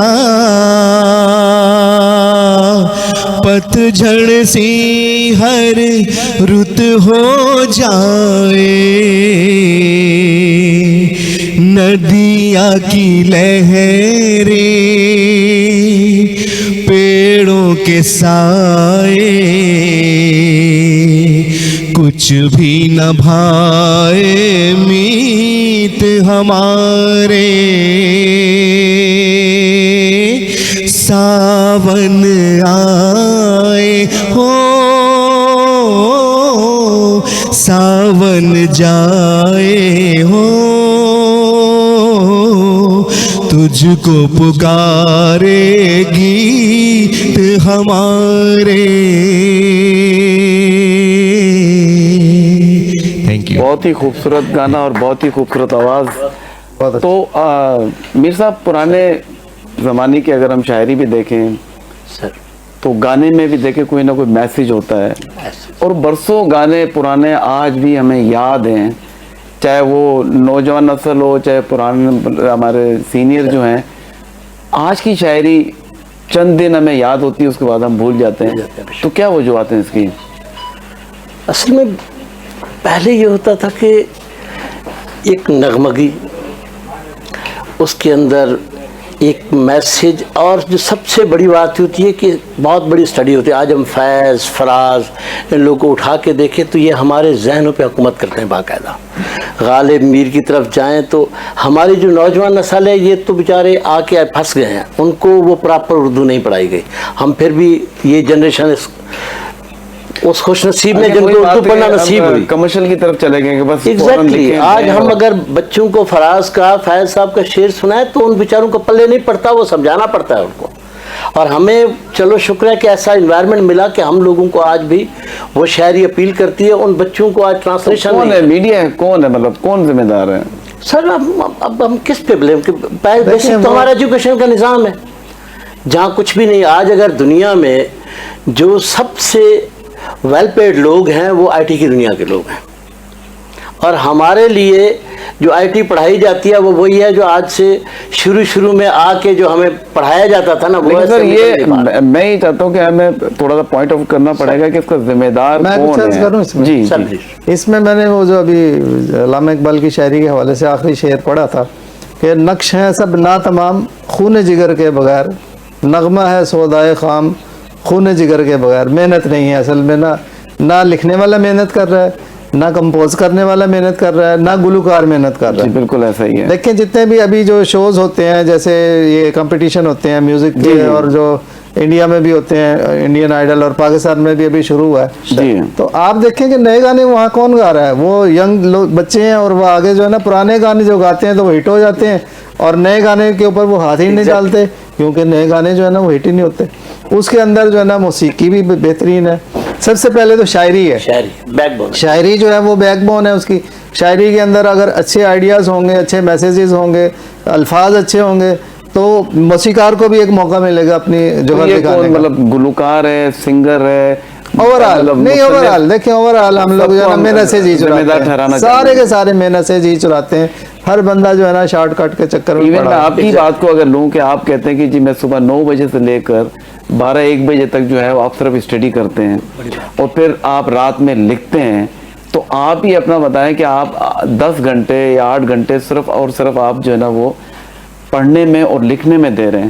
آج کا جو ہمارا شاعر ہے یا جو بھی پوئٹری لکھ رہا ہے وہ صرف چند منٹوں میں, آدھے گھنٹے میں وہ چاہتا ہے کہ بس میں, نہیں اب تو لکھ بھی نہیں رہا نا, اب تو اے آئی کو دیتا ہے کہ جی مجھے یہ پوئٹری کر دو, وہ اے آئی پوئٹری کر کے اس کی اپنی جو ہے وہ اپنا کچھ بھی نہیں ہے, اس کا انپٹ ہی نہیں ہے. فیلنگ لیس ہو گئے, تو پیرالائز ہو گئے نا ہم تو, پیرالائز ہو گئے, کوئی محنت کرنے کے لیے تیار نہیں ہے. ہر بندہ جو ہے نا وہ کہتا ہے کہ جی شارٹ کٹ ہو جائے اور میرا جو ہے نا وہ راتوں رات میں امیر ہو جاؤں. تو اس چکر کے اندر جو ہے نا ہماری کوالٹی ختم ہو چکی ہے, ہر چیز میں کوالٹی ختم ہو چکی ہے. جی بالکل. سر میں آپ کو پوئٹری کے حوالے سے ایک چیز بتاؤں, جو میرا ایک سیریل تھا نا عشقین, اس کا جو ٹائٹل سانگ تھا اس وقت اتنا نہیں تھا ان کا, لیکن یہ کہ جاوید اللہ دتا صاحب نے اس کی میوزک دیا تھا, وہ جو بڑا نام تھا اس کا. اور میں نے ناصر کاظمی صاحب کے چند شعر اٹھائے, جیسے ابھی آپ نے بات کی نا کہ میں نے جب لکھنا سیکھا تھا پہلا تیرا نام لکھا تھا, تو یہ ایک آئیڈیا ہے نا. ٹھیک ہے, یہی جو آپ نے بات کی کہ وہ جو میں وہ اس میں عظیم ہوں جس نے بار امانت سر پہ لیا تھا, کیا بات, تو جس میں اب وہ اس ایک اپنا ٹاپک کے لیے میں نے آبدہ پروین, میں نے کہا یار گائے گی تو آبدہ پروین گائے گی. ہم نے کئی ہفتے یا مہینوں انتظار کیا, وہ اسلام آباد سے آئیں, ہم نے جب ریکارڈ کیا اس کو, تو وہ ریکارڈ کرنے کے بعد بیٹھی رو رہی ہے. کیا بات. تو جاوید صاحب نے ہم نے کہا جی کیا ہوا, کہنے لگے آپ نے مجھ سے کیا گنوا دیا, یہ تو قرآن مجید کی آیتیں ہیں. کہ جاوید صاحب بھی بڑے میوزک ڈائریکٹر, آبدہ پروین کہہ رہی کہ جی یہ آپ نے مجھ سے کیا گنوا دیا, تو قرآن مجید کی آیتیں ہیں جس میں انسان کو جہول کا قرار دیا گیا. صحیح بات. کہ جی اگر ہم یہ امانت پہاڑوں کو دیتے تو روئی کے گالوں کی طرح ریزہ ریزہ ہو جاتے, اگر ہم پانیوں کو دیتے تو طغیانی آ جاتی. تو یہ وہ میسج ہیں. تو اب وہ گانے والا بھی بیٹھا رو رہا ہے, تو وہ میسج ہوتے تھے, وہ اپنی فیلنگ دے کے گانے والے, تو دیکھنے والی کی کیا فیلنگ ہوگی. بہت اچھی گفتگو ہو رہی ہے. لیتے ہیں ایک چھوٹا سا کمرشل بریک. ناظرین کہیں مت جائیے گا, ہمارے ساتھ رہیے گا, آتے ہیں اور پروگرام کا آغاز یہیں سے کریں گے. لیتے ہیں ایک چھوٹا سا کمرشل بریک. ویلکم بیک ناظرین, آپ دیکھ رہے ہیں مارننگ اسپاٹ, جہاں گفتگو بدلتی ہے زندگی. آج جیسا کہ آپ کو پتہ ہے ہم ادب پہ بھی بات کر رہے ہیں, اور ہمارے ساتھ ڈائریکٹر, پروڈیوسر, رائٹر, بہت سارے متعدد ڈراماز بھی انہوں نے لکھے. تو ہم چاہیں گے کہ آپ ہمیں لائیو کال کریں, اور اگر آپ لائیو کال کرنا چاہتے ہیں تو دیے گئے اسکرین پر ہمارا نمبر ہے 021-343-1433 ہمارا نمبر ہے. آپ کوئی بھی سوال پوچھنا چاہیں, آپ اپنے فیوچر کے بارے میں کوئی بات کرنا چاہیں, آپ کچھ پوچھنا چاہیں اپنے کیریئر کے بارے میں, کچھ بننا چاہتے ہیں, کچھ کرنا چاہتے ہیں, آگے بڑھنا چاہتے ہیں, تو بلا تکلف آپ فون اٹھائیں اور ہمیں کال کریں اور ہمارے شو کا حصہ بنیں. اور ہمیں اسپانسر کیا ہے Shah global motors, Khalid bin Walid road. And then ہمارے ساتھ دوسرے اسپانسر ہیں لائف اسٹائل نیکسٹ, جو کہ پرفیومس ہیں ان کے, اور بہت اچھے برانڈ ہیں. ان کی لانگ لاسٹنگ ہے, 10 گھنٹے کی لاسٹنگ ہے. تو آپ نے آرڈر کرنا تو آن لائن جا کر بھی آپ آرڈر کر سکتے ہیں. اور اب ہم چلتے ہیں ڈاکٹر عابد صاحب کی طرف. ڈاکٹر عابد صاحب, آپ نے ایک بک کا تو ہمیں ذکر کر دیا, اور یہ دوسری جو بک ہے یہ ہے محمد سے وفا. تو میں چاہوں گا کہ اس پہ تھوڑی سی آپ تشریح کیجیے گا, بتائیے گا. جی بہت شکریہ. اس کتاب کے بارے میں خاص طور پہ میں عرض کرتا چلوں کہ یہ کتاب میں نے نوجوانوں کے لیے لکھی ہے. علامہ اقبال کی شاعری سے جڑنے کا ایک بہت بڑا ذریعہ جو ہے وہ ہے ان کی 2 نظمیں, شکوہ جواب شکوہ. شکوہ جو ہے نا وہ ایک دم سے انسان کو چونکا دیتا ہے. تو جواب شکوہ بھی میں نے پورا پڑھا ہے اس کو آپ کی. ہاں, تو شکوہ جو ہے نا وہ اللہ تعالیٰ سے شکوہ, یہ ایک سمجھیں کہ بڑی عجیب سی بات ہے اور بڑی جرت والی بات ہے. تو اس میں جو انہوں نے یہ شکوہ لکھا جی, اور اس کا جواب شکوہ لکھا, کفر کے فتوے بھی لگے, کفر کے فتوے بھی لگے اس کے اوپر. تو اس میں یہ ہے کہ انہوں نے ابتدا کے اندر جو ہے نا وہ شکوہ شکایت کیا کہ اس وقت جو ہماری مسلمانوں کی حالت ہے اور وہ میں سمجھتا ہوں کہ اب بھی وہی بدستور ہے جو اقبال کے دور میں تھی. اس کی وجوہات کیا ہیں؟ ہم کیوں مطلب ہے اس بلکہ زیادہ خرابی ہوئی ہے, ہم خرابی کی طرف زیادہ جا رہے ہیں. جی, ہم کیوں جو ہے نا پاتال میں پڑے ہوئے ہیں, کیوں جو ہے وہ ہماری امت جو ہے وہ ذلیل و خوار ہو رہی ہے, کیوں ہمارے مسلمانوں کے ساتھ ہی یہ ہو رہا ہے کہ پوری دنیا میں مسلمانوں کی پٹائی ہو رہی ہے. جہاں کہیں دیکھ لیں آپ, غزہ میں دیکھ لیں آپ, ایران میں دیکھ لیں آپ, ہندوستان میں دیکھ لیں, کشمیر میں دیکھ لیں, مڈل ایسٹ میں دیکھ لیں, مڈل ایسٹ میں دیکھ لیں, اپنے مسلمان بھی مسلمانوں کے خلاف ہیں اور کفار تو ہیں ہی ہیں خلاف. تو علامہ اقبال نے یہ جو شکوہ اللہ تعالیٰ سے کیا کہ ہم اس وقت کار مذلت میں کیوں پڑے ہوئے ہیں. تو اس کے بعد پھر جو ہے نا وہ اپنے جو آباء و اجداد ہیں ان کے کارناموں کو بیان کرتے ہیں کہ ہمارے جو آباء و اجداد تھے وہ یہ تھے, یہ تھے, یہ تھے, یہ تھے. اور اس کے اندر ایک انفارمیشن ہے, یعنی کہ اس کی جو میں نے شرح کی ہے تو انفارمیشن ہے کہ ان کے کارنامے جو تھے وہ کھول کے میں نے بیان کیے کہ اگر وہ خالد بن ولید کے بارے میں گفتگو کر رہے ہیں تو یہ ہے, اگر طارق بن زیاد کی بات کر رہے ہیں تو یہ ہے, اور اگر مسلمان افواج کی بات کر رہے ہیں تو یہ ہے. پھر جو ہے وہ ان کا جو شکوہ جو ہے نا آخر میں جا کر تقریباً 26ویں جواب شکوہ میں تبدیل ہوتا ہے. نہیں, دعا اور مناجات میں تبدیل ہوتا ہے. اوکے. اور آخر تک جو ہے نا وہ اللہ تعالیٰ سے دعائیں کرتے ہیں. اور ان کے میں آخر کے دونوں کا ایک ایک بند سناتا ہوں. شکوہ کا جو آخری بند ہے 3 اشعار کا بند ہے. جی جی. تو وہ کہتے ہیں کہ چاک اسی بلبل تنہا کی نوا سے دل ہوں, میں اکیلا بلبل ہوں, چہچہا رہا ہوں, ایک اللہ تعالیٰ سے فریاد کر رہا ہوں. چاک اسی بلبل تنہا کی نوا سے دل ہوں, جاگنے والے اسی بانگے درا سے دل ہوں لوگوں کے دل. یعنی پھر زندہ نئے عہد وفا سے دل ہوں, پھر اسی بادۂ دیرینہ کے پیاسے دل ہوں. اور اللہ تعالیٰ کے سامنے پھر وہ بالکل اپنا جو ہے نا اپنے آپ کو گرا کے کہتے ہیں کہ عجمی خم ہے تو کیا, میں تو حجازی ہے میری. اگر میں عجم کا پیداوار ہوں تو اس سے کیا ہوتا ہے, لیکن میرے اندر جو شراب ہے وہ تو حجاز کی ہے, وہ تو نبی کریم صلی اللہ علیہ وسلم کے عشق کی شراب ہے. بالکل. اور نغمہ ہندی ہے تو کیا, لے تو حجازی ہے میری. کیا بات ہے. یا باری تعالیٰ, میں تو وہی ہوں جو تو نے جو اپنے نبی کو بھیجا اس کا امتی ہوں, اس کا پیروکار ہوں, اور اس کی آوازوں کو, اس کی لے کو, اس کے سر کو, اس کے تال کو لے کر میں چل رہا ہوں. تو جواب میں کیا آتا ہے, عقل ہے تیری سپر, عشق ہے شمشیر تیری. کیا بات ہے. مسلمان کا کتنا بڑا رتبہ ہو گیا کہ تمہاری عقل جو ہے وہ باطل نظریات کو تھامنے والی ہے, اور جو تمہارا عشق ہے اس کے اندر تلوار جیسی کاٹ ہے. میرے درویش خلافت ہے جہانگیر تیری, تمہیں میں نے پوری دنیا کی خلافت عطا کر دی ہے. ما سوا اللہ کے لیے آگ ہے تکبیر تیری, تو مسلمان ہو تو تقدیر ہے تدبیر تیری. کیا بات ہے. کیا بات ہے. اور تم دنیا میں کیا چھوٹی چھوٹی چیزیں مانگ رہے ہو, کی محمد سے وفا تو نے تو ہم تیرے ہیں. بالکل. یہ جہاں چیز ہے کیا, لوح قلم تیرے ہیں. میں نے جو بات کی تھی کہ یہ نوجوانوں کے لکھی ہے, اس کے ہر مشکل لفظ کا آپ کو معنی ملے گا اس کے اندر, اور اس کی پھر تشریح ملے گی. اچھا, عام طور پہ جتنی بھی اس سے پہلے شرح آئی ہیں ان شرحوں کے اندر یا تو آپ کو شکوہ کی پوری شرح مل جائے گی, پھر آپ جو ہے شکوہ کی پڑھیں. تو اس سے یہ ہے کہ آپ نے شکوہ کے 31 بند پڑھے, وہ آپ چھوڑ کے اب جواب شکوہ کے 36 بند ہیں وہ پڑھیں گے تو ریلیٹ نہیں کر پاتے. تو اسی ایک ہی بک میں جو ہے وہ میں نے اس میں یہ کام کیا ہے کہ ایک بند شکوہ کا اٹھایا اور اس کا جو جواب ہے وہ اٹھا کے تو دونوں کو آمنے سامنے رکھ کے موازنہ کر دیا کہ بھئی یہ شکوہ ہے, یہ جواب ہے, یہ شکوہ ہے, یہ جواب ہے, یہ شکوہ ہے, یہ جواب ہے. بالکل. میں نے تو پڑھنے والا جو ہے نا, ابھی مجھے میں نے کتاب دی تھی ایک صاحب کو, میرے میسیج آیا اور میں نے یہیں آ کے اتفاق سے سنا. انہوں نے 2 میسیج کیے. 12 بجے انہوں نے کہا کہ میں نے آپ کی کتاب کا مطالعہ شروع کر دیا اور بہت مزہ آ رہا ہے, اور تقریباً پھر 2:15 بجے ان کا میسیج آیا کہ میں نے پوری کتاب پڑھ لی ہے ایک نشست میں, اور اپریشیٹ کر رہے تھے وہ.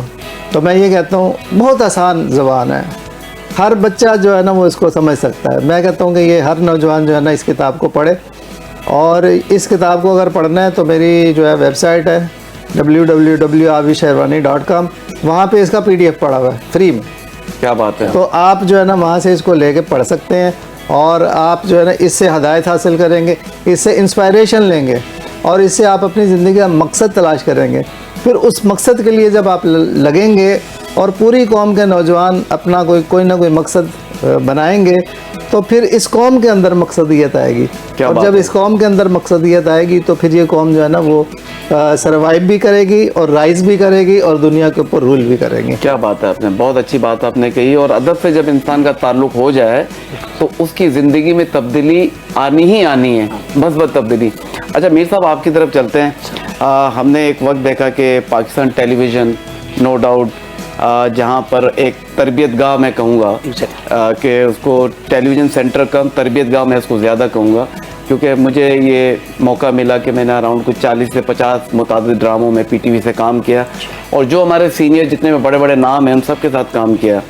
तो पहले के ड्रामों में हम देखते थे कि जो स्क्रिप्ट होता था उसका कहीं ना कहीं एक मकसद होता था और कौम की इस्लाह उसमें होती थी कि भाई हम ये जो ड्रामा बनेगा इसमें हमारी सोसाइटी में कोई मस्बत तब्दीली आनी चाहिए। अच्छा एक चीज़ और होती थी कि उसके लिए जब करैक्टर ढूंढते थे तो बाज़ औक़ात उसमें ऐसे करैक्टर होते थे कि आपको उसको पैदा करना होता था। मतलब इतनी मैं आपको डेप्थ में बात बता रहा हूँ जी कि वो कहता है कि इस करैक्टर के लिए हमें ये आर्टिस्ट चाहिए, ये बेशक जूनियर हो चाहे आर्टिस्ट ना हो, इसको हमने बनाना है, इसको सिखाना है, इसकी तरबियत होनी है, और फिर रेलसेल होती थी तो फिर एक आर्टिस्ट जन्म लेता था। आज हमारे जितने भी टेलीविज़न सेंटर्स हैं, जितने भी प्राइवेट चैनल्स हैं, ज़्यादातर वही लेजेंडरीज हमारे जो पीटीवी ने प्रोड्यूस किए थे वही आज भी काम कर रहे हैं, और बहुत कम ऐसा है हमारे legends कि वही नए हैं। लोगों को काम किया। क्योंकि जब स्क्रिप्ट दिया जाता है चैनल को तो चैनल कहता है कि जी अच्छा जी ये करेक्टर है, अच्छा इसमें फला जो है वो आर्टिस्ट नहीं है सुपरस्टार, आपने इसको इसमें लेकर आना है, इसको हटा दें आप। तो फिर हम कैसे यूथ की जो है वो कहते हैं ना कि तरबियत करेंगे, अगर हमने सीनियर्स के साथ जूनियर्स का कॉम्बिनेशन नहीं बनाएंगे तो फिर हम आगे नहीं चल सकते। हमारे शो में भी ज़्यादातर हम यूथ को जो है ना वो मौका देते हैं। बहुत से लोग हमें कहते हैं कि यार ये फर्स्ट टाइम आ रहे हैं, बात नहीं कर पाएंगे, और लोग खुद भी हमें कह रहे होते हैं कि जी 2 घंटे का आपका शो, हम क्या बात करेंगे, मैं ना आप आएँ, बाकी काम मेरा, मैं आपको सपोर्ट करूँगा, बात करूँगा। और मैं उनको इंडोर्स भी करता हूँ कि ये टेलीविज़न पर फर्स्ट टाइम आए, इनको आपने अप्रिशिएट करना है इनको। क्या बात। तो पीटीवी की बात आप समझ गए, तो इसका जिम्मेदार कौन है, क्यों हम इस पे काम नहीं करते? हम गवर्नमेंट का भी तो इसमें एक अहम रोल होना चाहिए कि जैसे कि हमारा सेंसर बोर्ड है तो ड्रामों पे भी मैं चाहता हूँ कि स्क्रिप्ट सेंसर होना चाहिए और ऐसे लोगों को बिठाना चाहिए जिनका अदब से गहरा ताल्लुक हो। ऐसा ना हो कि आपको पता है कि आजकल तो ले दे के काम हो जाता है, वो भी नहीं होना चाहिए। उस पर मैं चाहूँगा थोड़ी सी रोशनी। सर देखिए, एक तो मैं आपके प्रोग्राम के वजह से गवर्नमेंट ऑफ पाकिस्तान से रिक्वेस्ट करूँगा कि पीटीवी जैसा इदारा जो एक कौमी इदारा था और वो कौमी जिम्मेदारी समझता था, आज अगर हमारे पास हिस्ट्री में जाके देखें तो जिन ड्रामों की हम बात करते हैं वो सारे पीटीवी के क्रेडिट पे हैं। ऐसे ही है। और आज भी अगर ये चाहें तो पीटीवी को खड़ा कर सकते हैं। प्राइवेटली लोग कंट्रीब्यूट करने को तैयार हैं कि जी आप कुछ लोगों को पर डे भी बांट दें तो ये एक एक दिन जो है ना आपने उठा लिया, किसी और ने उठा लिया, तब भी ये पीटीवी चल जाता है। समझ नहीं आती कि क्यों नहीं उस चीज़ को आगे लेके आ रहे, और ये पीटीवी जिम्मेदारी पूरी कर सकता है। बाकी जितने प्राइवेट चैनल आए हैं तो सारे बिजनेसमैनों के चैनल हैं, उन्होंने बैठ के बिजनेस करना है, उसको किसी आपके यूथ से कोई लेना किसी देना कौन से किसी से कोई लेना देना नहीं है। और उनको इस चीज़ की भी फिक्र नहीं है कि जी आने वाले वक्तों में हम अपने नौजवानों के लिए कुछ करके जा रहे हैं। चलो कुछ नहीं, आप हफ्ते में 7 दिन करते हैं, आप अपना कमर्शियल भी करें, लेकिन 1-2 दिन तो ऐसे महसूस करें कि कोई बात कर जाए उसमें। लेकिन कोई फिर हमारे जितने अरबाब इख्तियार बैठे हुए हैं उनमें भी ये नहीं है कि जी उन लोगों पे कोई सेंसर बोर्ड की तरफ से भी कुछ पाबंदियां होनी चाहिए। और ये इदारे जितने भी हैं, आपको पता है कि फिर अपना बिजनेसमैन अपना बिजनेस कर रहा है, वो जिम्मेदारी नहीं समझता कि जी उसने हमारा बेड़ा नहीं उठाया आवाम का या कौम का। जी बिल्कुल। तो ये इनको चाहिए कि थोड़ा सा रिस्पॉन्सिबिलिटी से चैनल्स पे सख्तियाँ करें कि जी वो हमारा जो पाकिस्तान का जितने सूबे उनका अपना अपना कल्चर है। आज हम अच्छा सर, हमारे साथ हमारे मशहूर और मारूफ पीटीवी के जीएम साहब अताउल्ला बलोच साहब हमारे साथ कॉल पर हैं। अस्सलाम वालेकुम अताउल्ला साहब, आपको खुश आमदीद। वालेकुम सलाम शफकत, कैसे ठीक हैं आप? जी अल्लाह का शुक्र है, बहुत शुक्रिया आपने कॉल की। जी अताउल्ला साहब। आपका भी शुक्रिया, याद किया आपने। जी सर, मैं चाहूँगा सर अताउल्ला साहब, मैं चाहूँगा कि हम जिक्र पीटीवी का कर रहे थे, हमने कहा आपसे बात की जाए। तो पीटीवी के ड्रामों का हम जिक्र कर रहे थे कि वहाँ एक तरबियत गाह थी, हम सीखते थे, मैंने आपके साथ भी काम किया। तो आप कितनी दफ़ा रिपीट सीन होते थे कि नहीं सही नहीं हुआ, और जान लेकर आओ, और मेहनत करो। तो रेल से सारी होती थी, ड्रेस पे फोकस होता था, आर्टिस्ट पे फोकस होता था, करेक्टर पे फोकस होता था। तो मैं चाहूँगा थोड़ा सा सर वो बताइएगा हमारे नाजरीन को। देखिए, सबसे पहली बात तो ये है कि जो काफ़ी दिन हम बैठ के रिहर्सल करते थे, जिसमें writer, director, even side designer, artist, सब तमाम शोबों के लोग एक साथ बैठ के हम उसके तह तक पहुंचते थे। और उस काफ़ी रिहर्सल के बाद फिर जाके हम रिकॉर्डिंग के सेट पे जाते। जी बिल्कुल, यानी कि अब भी अच्छा काम हो रहा है, ये नहीं कि अब अच्छा काम नहीं हो रहा है, बहुत अच्छा काम हो रहा है, लेकिन वो कहते हैं ना कि नमक नहीं है उसमें। क्या बात यानी कि वो, और बगैर नमक के तो टेस्ट ही नहीं मिलता।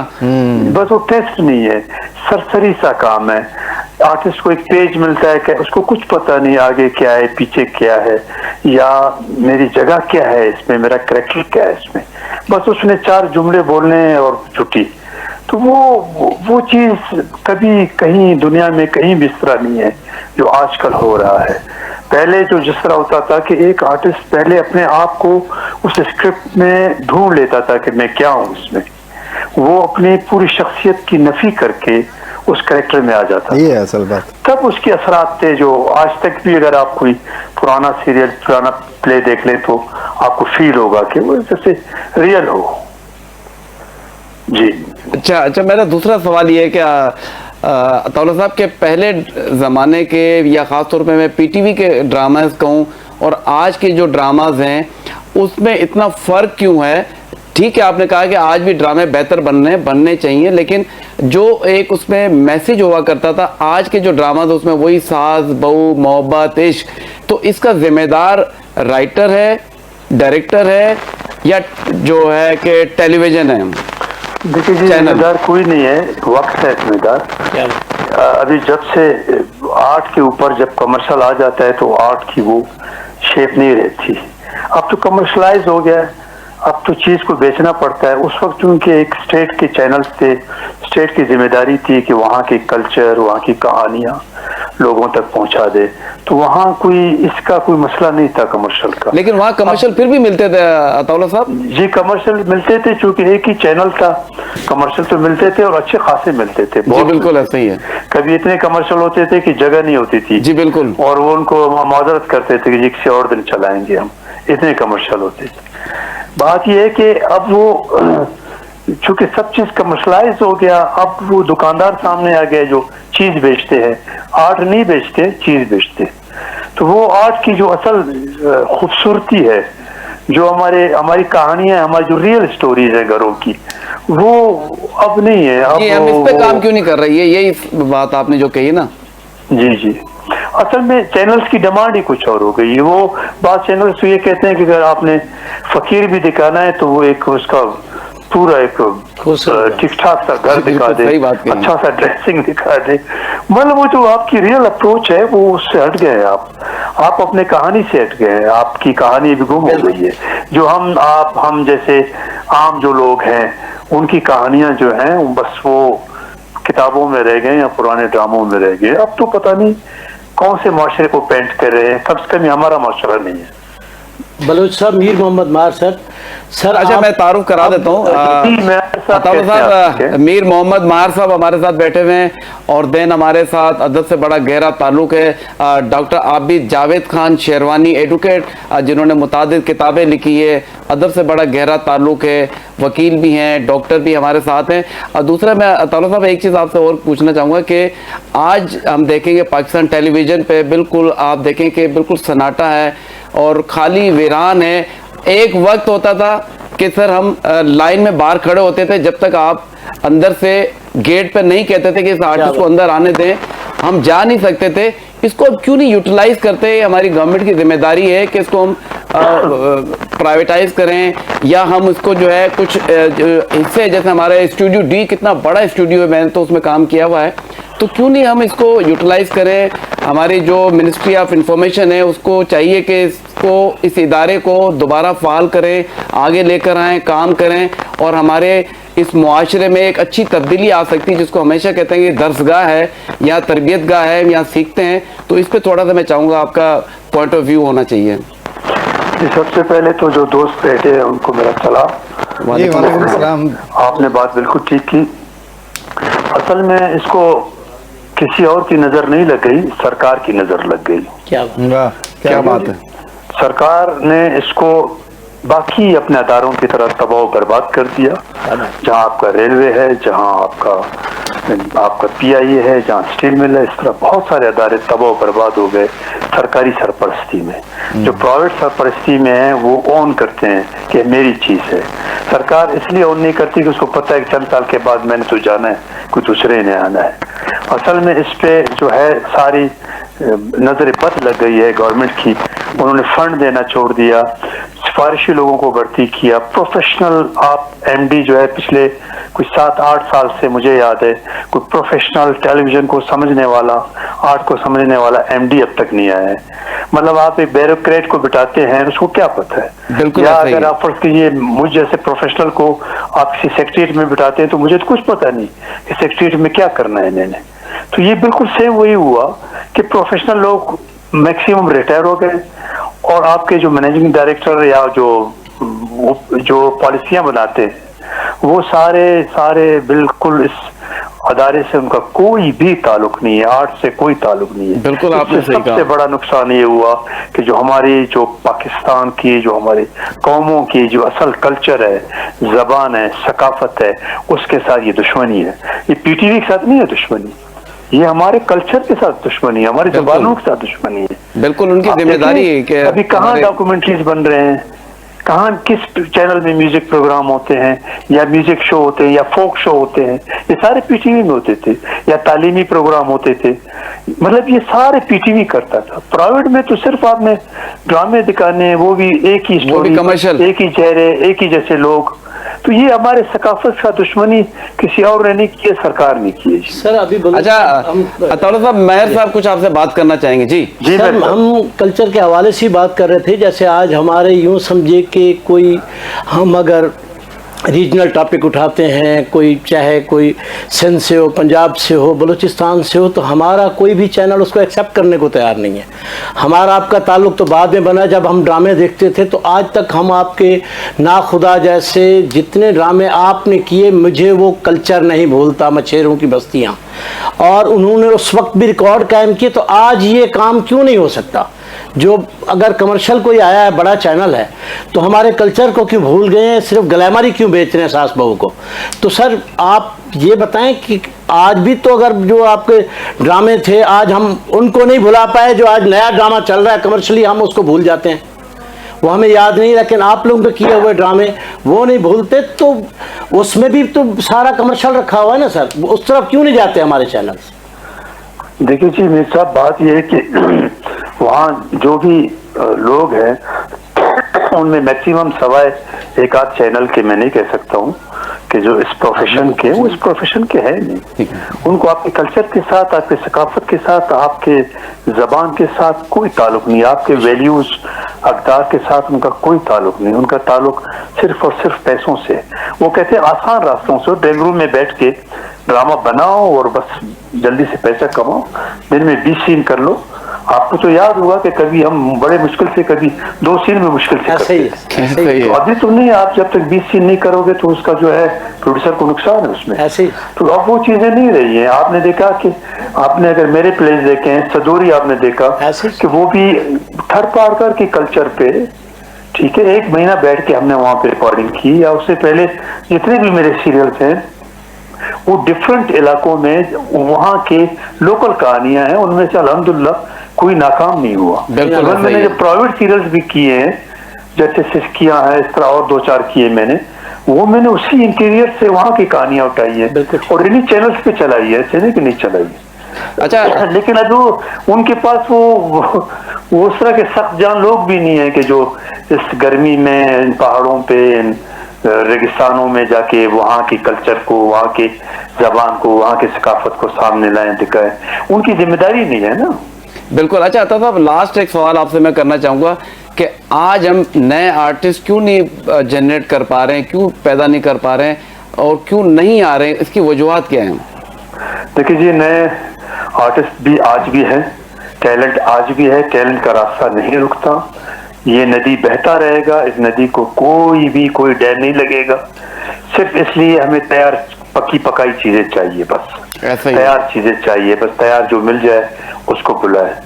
وہ نہیں ہے, وہ رسک اٹھاتے تھے ٹی وی کے پروڈیوسر پی ٹی وی کے, کہ وہ بازار میں بھی ڈھونڈتے تھے کہ کوئی اس کو ریکوائرمنٹ اس کی پوری ہو, اس کو اس طرح کا کوئی آرٹسٹ مل جائے جو اس کے ڈیمانڈ پہ آ جائے, اس کریکٹر کی ڈیمانڈ پہ آ جائے. بہت پروفیشنل لوگ تھے, وہ چیزیں نہیں رہی ہیں. بہت شکریہ عطاءاللہ صاحب کہ آپ نے اپنے قیمتی وقت ہمیں دیا. تھے عطاءاللہ بلوچ صاحب, ایکس جنرل مینیجر پاکستان ٹیلی ویژن اور پروڈیوسر ڈائریکٹر, متعدد ڈرامے انہوں نے کیے اور مجھے شرف حاصل ہوا ان کے ساتھ کام کرنے کا بھی. بہت شکریہ عطاءاللہ صاحب. چلتے ہیں عابد صاحب, آپ کی ایک تیسری کتاب پہ میں چاہوں گا کہ اس پر بھی جو ہے ہم اپنے ناظرین سے چاہوں گا کہ وہ آپ بتائیں اس کے بارے میں, کیونکہ اگر ہمارا آج کا یوتھ, ہمارا نوجوان اگر ادب سے اس کا تعلق بن جائے تو اس کی زندگی سنورنے سے کوئی بھی نہیں روک سکتا, کیونکہ ادب آپ کو ادب سکھاتا ہے, تہذیب سکھاتا ہے اور آپ کو اپنا کلچر, اپنی چیزیں سب کچھ بتاتا ہے, اور پھر آپ ترقی کرتے ہیں, آگے بڑھتے ہیں. تو میں چاہوں گا کہ عابد شہروانی صاحب بتائیے گا. جی الحمدللہ, یہ کتاب بھی میں نے یوتھ کو مد نظر رکھتے ہوئے لکھی ہے, اور اس کی وجہ یہ ہے کہ جب ہم محمد صلی اللہ علیہ وآلہ وسلم سے وفا کرنا چاہیں گے تو بیچ میں ایک بہت بڑی رکاوٹ آئے گی, اور وہ ابلیس اور شیاطین اور اس کی ذریت ہے, جو کہ انسانوں میں بھی ہوتی ہے اور جنوں میں اور ان میں ہوتی ہے, اور انسان ان کے نمائندے بن کر پھر انہی کا کام جو ہے نا وہ کر رہے ہوتے ہیں. تو یوتھ کو روکیں گے وہ محمد صلی اللہ علیہ وسلم سے وفا کرنے سے, تو وہ ان سے کیسے بچا جائے؟ اس کے لیے علامہ اقبال نے اس نظم میں ابلیس کی مجلس شورا اس کا عنوان ہے, اور تمثیل کا ایک پیرایا اختیار کیا ہے. تمثیل کیا ہوتی ہے کہ کوئی ڈراماٹائز کر کے جو ہے نا کسی چیز کو بیان کرنا, اور ایسا ہے کہ جو ہے نا ایک میٹنگ ہال ہے, اس کے اندر ابلیس جو ہے وہ چیئر کر رہا ہے اس کو, اور اس کے مشیر جو ہے نا وہ ادھر بھی بیٹھے ہوئے ہیں, لیفٹ پہ بھی بیٹھے ہوئے ہیں, رائٹ پہ بھی بیٹھے ہوئے ہیں. تو وہ ایک اوپننگ ایڈریس کرتا ہے اور بتاتا ہے کہ بھائی دنیا میں یہ ہو رہا ہے, تم لوگ بے خبر ہو, تمہیں کچھ پتہ ہی نہیں ہے. تو پھر ان کا ایک مشیر بات کرتا ہے, دوسرا بات کرتا ہے, تیسرا بات کرتا ہے, 5 مشیر ہیں ان کے, وہ آپس میں بھی بات کرتے ہیں, بالکل حالات حاضرہ کے اوپر گفتگو کرتے ہیں. تو آخر میں جو ہے نا وہ پھر ایک جو ابلیس ہے جو ان کا سب کا سرغنہ ہے, اس کا خطاب ہوتا ہے, اور وہ جو ہے نا وہ ڈائگنوز کرتا ہے کہ ہمیں جو ہے نہ تو ہمیں کمیونزم سے خطرہ ہے. اب یہ دیکھیں, یہ نظم بھی جو ہے نا اس وقت لکھی گئی جبکہ دنیا کے اندر کمیونزم کا ڈنکا بج رہا تھا.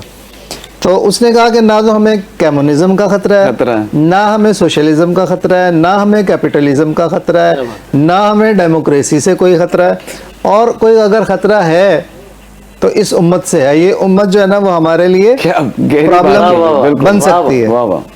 کہتے ہیں کہ کب ڈرا سکتے ہیں مجھ کو اشتراکی کوچہ گرد, یہ پریشاں روزگار آشفتہ مغز آشفتہ ہو, اور ہے اگر مجھ کو خطر کوئی تو اس امت سے ہے جس کی خاکستر میں ہے اب تک شرار آرزو. کیا بات ہے, کیا بات. ان کی خاکستر میں کوئی آرزو چھپی ہوئی ہے, دبی ہوئی ہے. جی بالکل. پھر وہ کہتا ہے کہ خال خال اس قوم میں نظر آتے ہیں اب تک, کرتے ہیں اشک سحر گاہی سے جو ظالم وضو, اور پھر جو ڈکلیئر کر رہا ہے کہ جانتا ہے جس پہ روشن باطن ایام ہے, مصدقیت فتنہ فردہ نہیں اسلام ہے. اور پھر اسلام کے بارے میں وہ کیا کہتا ہے مسلمانوں کے بارے میں, جانتا ہوں یہ امت حامل قرآن نہیں, قرآن چھوڑ چکے ہیں یہ, جانتا ہوں یہ امت حامل قرآن نہیں ہے, وہی سرمایہ داری بندہ مومن کا دین, جانتا ہوں کہ مشرق کی اندھیری رات میں بے ید بیضا ہے پیران حرم کی آستین. ان کے اندر کوئی لیڈر بھی موجود نہیں ہے جو ان کی رہنمائی کرے, جو ان کو سیدھا راستہ دکھائے اور سیدھے راستے کی طرف لے کے چلے. لیکن عصر حاضر کے تقاضاؤں سے ہے لیکن یہ خوف, ہو نہ جائے آشکارا شرع پیغمبر کہیں. شرع پیغمبر اگر آشکار ہوگی تو دنیا تو لپکے گی اس کی طرف اور دوڑے گی, اور عصر حاضر کے تقاضے بھی ہیں. دیکھیں اس کی ایک جو ہے نا وہ ہسٹری ہے.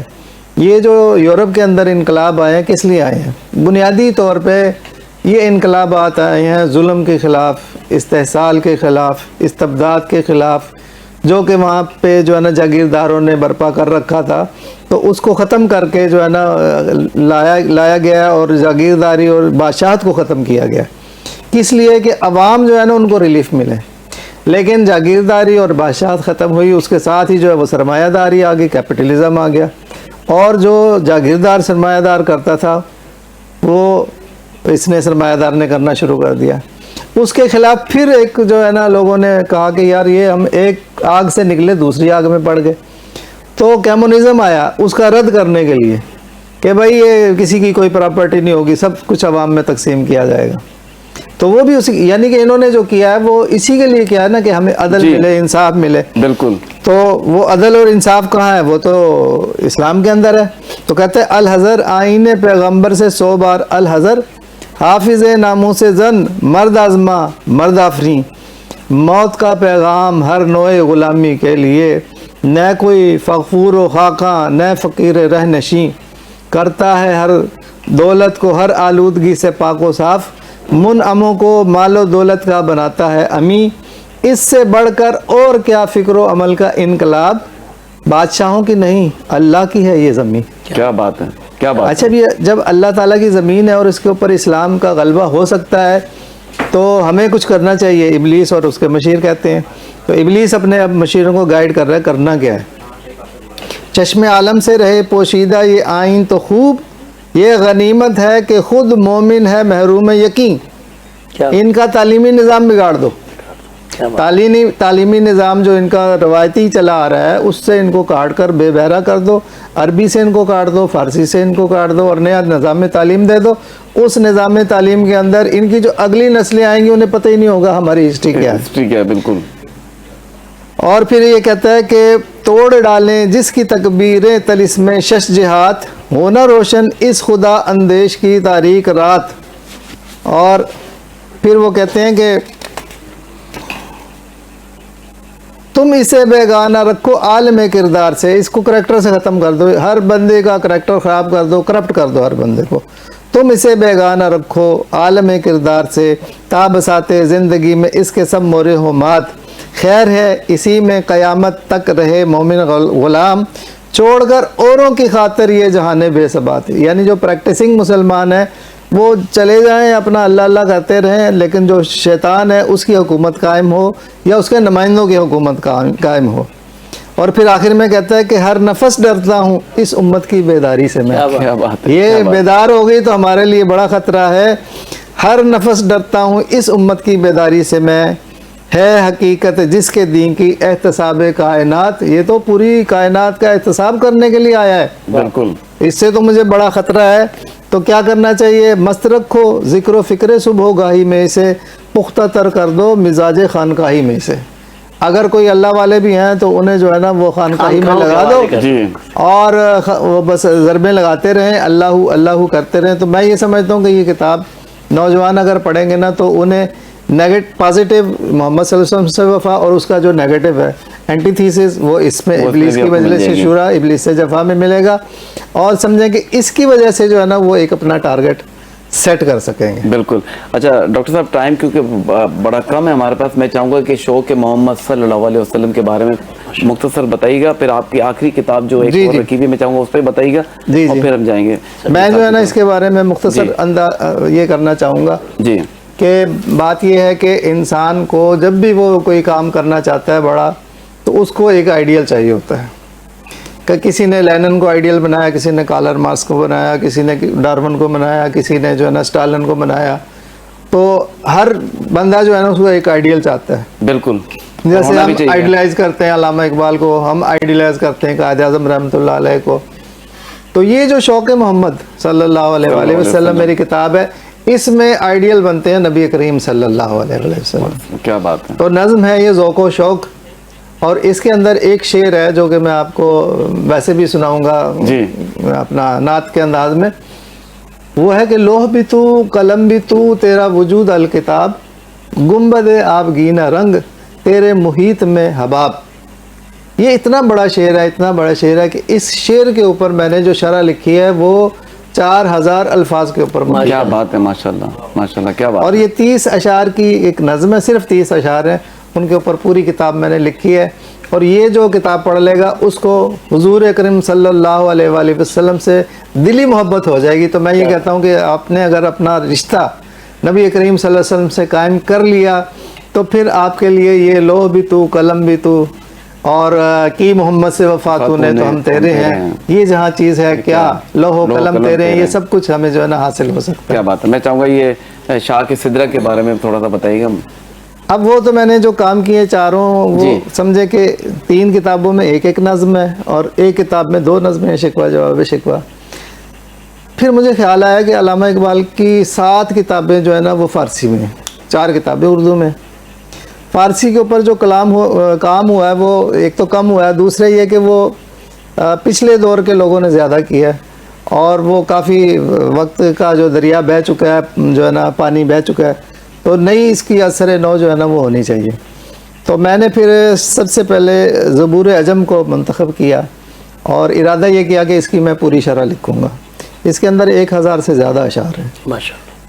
तो 1000 से ज़्यादा अशार लिखने के लिए अच्छा फिर इसके अंदर पहले एक हिस्सा अव्वल है, फिर हिस्सा दोम है, उसके बाद 2 मसनवियाँ, एक जो है वो गुलशन राज जदीद और दूसरी बंदगी नामा। तो ऐसे जो है ना 4 वालियम बनेंगे और तकरीबन 3 वालियम के ऊपर मैंने काम कर लिया। इसका मुसवदा तैयार है, ये अगले इसके अंदर जो है ना महीने के अंदर किताब आ जाएगी। और इसकी जो शाख सिदरा नाम है उसका एक शेर है कि शाख निहाल सिदराई हारो खसे चमन मशो मुनकर अगर ऊशुदी मुनकर खेशतन मशो, कि तू सिदरा का जो दरख्त है सिदरतुल मुंतहा जहाँ पे नबी करीम सल्लल्लाहु अलैहि वसल्लम गए थे, उसकी जड़ें 4थे आसमान में है और शाखें 6ठे और 7वें आसमान में है। तो अल्लामा इकबाल कहते हैं कि तू उस दरख्त की शाख है। क्या बात है। और उस दरख्त की जब तू शाख है तो तेरा एक मकाम है। जी बिल्कुल। और तूने अपने आप को चमन की जो खारो खस है यानी कि उसकी झाड़ जनकार जो है ना वो बना रखा है। अपने आप को तुम जो है ना झाड़ जनकार समझते हो, कांटे समझते हो, छोटी छोटी झाड़ियाँ समझते हो, ऐसा नहीं है। तुम सिदरा के दरख्त की शाख हो और शाख का काम आपकी कहाँ से जुड़ी? हाँ, और शाख का काम क्या होता है? शाख के ऊपर सबसे पहले पत्ते लगते हैं। उन पत्तों का क्या काम है? जो अपना ऑक्सीजन प्रोड्यूस करेंगे और कार्बन डाइऑक्साइड को वो जज्ब करेंगे। तो तुम्हारा काम ये है कि दुनिया की जो कार्बन डाइऑक्साइड है उसको तुमने जज्ब करना है नौजवानों ने, और तुमने अपने नफ्स से ऑक्सीजन जो है ना रिलीज करनी है। सबसे पहली बात ये। दूसरी बात ये है कि शाखों के ऊपर फूल लगते हैं, तो तुम्हारी किरदार के अंदर तुम्हारे अंदर भी फूल लगने चाहिए। और तीसरी चीज़ ये है कि उसके अंदर फल लगते हैं, और फल जो है वो लोगों के लिए ज़ाहिरी बात है कि मुफीद होते हैं, फल भी लगना चाहिए। और चौथी बात यह है कि उस फल के अंदर बीज होता है, तो तुम्हें भी अपने बीज प्रोड्यूस करके अपने जैसे जो है ना मज़ीद दरख्त पैदा करने। तो ये शाखे सिदरा जो है ना ये मैं इसलिए लिखी है इसका नाम, और ये भी जो है ना बहुत पढ़ने के लायक है। फ़ारसी का कलाम है और इसके अल्फाज मानी भी मैंने लिखे हैं और आसान सलीस शरह भी की है। अच्छा, बहुत शुक्रिया सर आपका। आपने फूलों की बात की, आपने किताबों की बात की। 2025 में मैंने डिसाइड किया कि मुझे जो है ना एक शौक़ पैदा करना है, और वो था कि मुझे अब बुक्स पढ़नी है। क्या बात। तो मैंने जब एक माइंड सेट किया तो आप यकीन करिए कि किताबें के मुझे गिफ्ट्स भी आना शुरू हो गए और मैंने परचेज भी करना शुरू कर दी। तो अब 2026 में जो है मेरा एक शौक है, मुझे किताबें पढ़नी है, और अल्लाह का शुक्र है कि मैं पढ़ भी रहा हूँ। क्योंकि ये जब प्रोग्राम शुरू करना था तो इसके लिए आपको पता है कि रिसर्च ज़रूरी है, पढ़ना ज़रूरी है। तो लास्ट में मैं चाहूँगा, क्योंकि टाइम हमारा ख़त्म हो चुका है, दिल चाहता है कि आपसे मज़ीद बातें करें, लेकिन आपसे एक और जो है प्रोग्राम में मुलाकात करना चाहूँगा मैं। तो कोई आखिर में हमारे नाज़रीन को मैसेज देना चाहें तो क्या मैसेज होगा?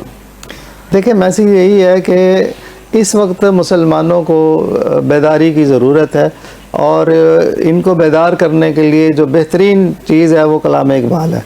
इकबाल का अगर कलाम पढ़ेंगे तो आप अपनी रवायात से जुड़ेंगे, अपने बुज़ुर्गों से, अपने असलाफ से भी जुड़ेंगे, और अपनी ज़िंदगी में एक मकसद पैदा करेंगे। और उस मकसद के लिए जब आप उठ के खड़े होंगे तो फिर आपको जो है ना टाइम आपके लिए ये बर्बाद करने वाला मसला जो है ना ख़त्म हो जाएगा। फिर आपका टाइम प्रोडक्टिव चीज़ों के अंदर लगेगा, और जो प्रोडक्टिव चीज़ें हैं तो आपको शाखे निहाल सिदरा बनना है, और अगर आप वो बन गए तो फिर आप दुनिया को अपना फैज़ पहुंचा सकते हैं। क्या बात कही आपने। और कहते हैं ना कि अदब से जब ताल्लुक हो जाए तो फिर वक्त आपका ऐसा गुजरता है कि पता ही नहीं चलता। जैसे कि हमारे ये 2 घंटे का वक्त गुजर गया, हमें पता ही नहीं चला।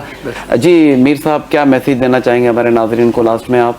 सर, नाजरीन से तो माशाल्लाह एक हमारा नाता है जो ना ख़त्म होने वाला है।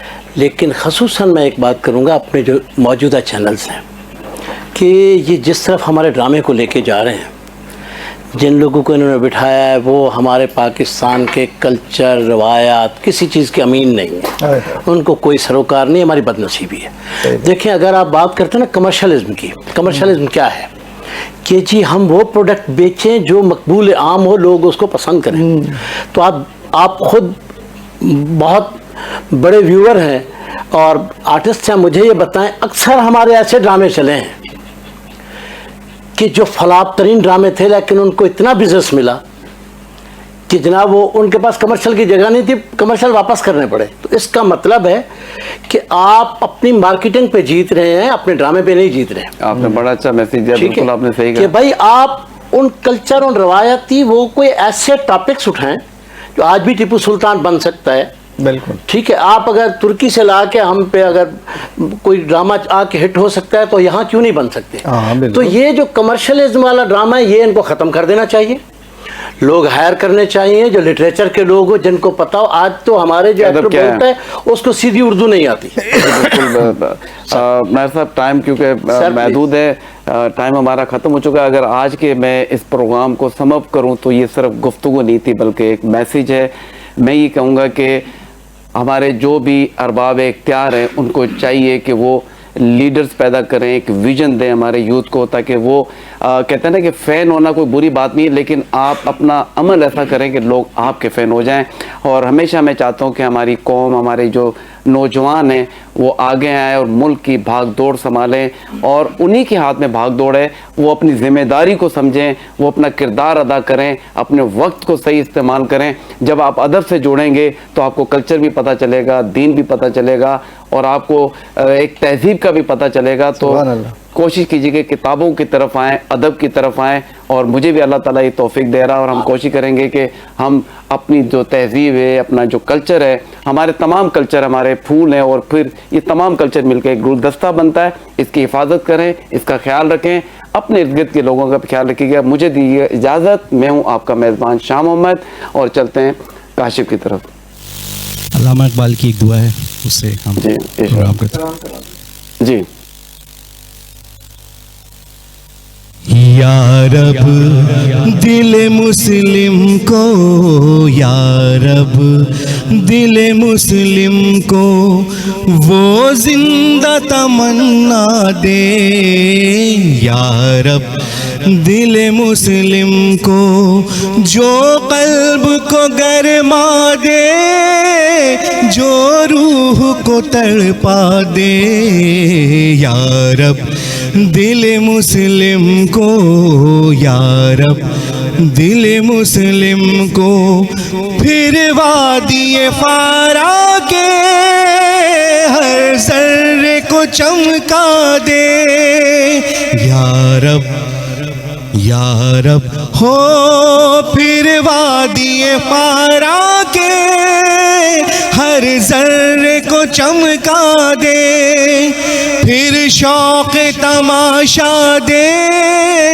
پھر ذوق تقاضا دے، یا رب دل مسلم کو وہ زندہ تمنا دے، یا رب دل مسلم کو اس دور کی ظلمت میں ہر قلب پریشاں کو، اس دور کی ظلمت میں ہر قلب پریشاں کو وہ داغ محبت دے جو چاند کو شرما دے، یا رب دل مسلم کو وہ زندہ تمنا دے، یا رب دل مسلم کو محروم تماشا کو پھر دیدہ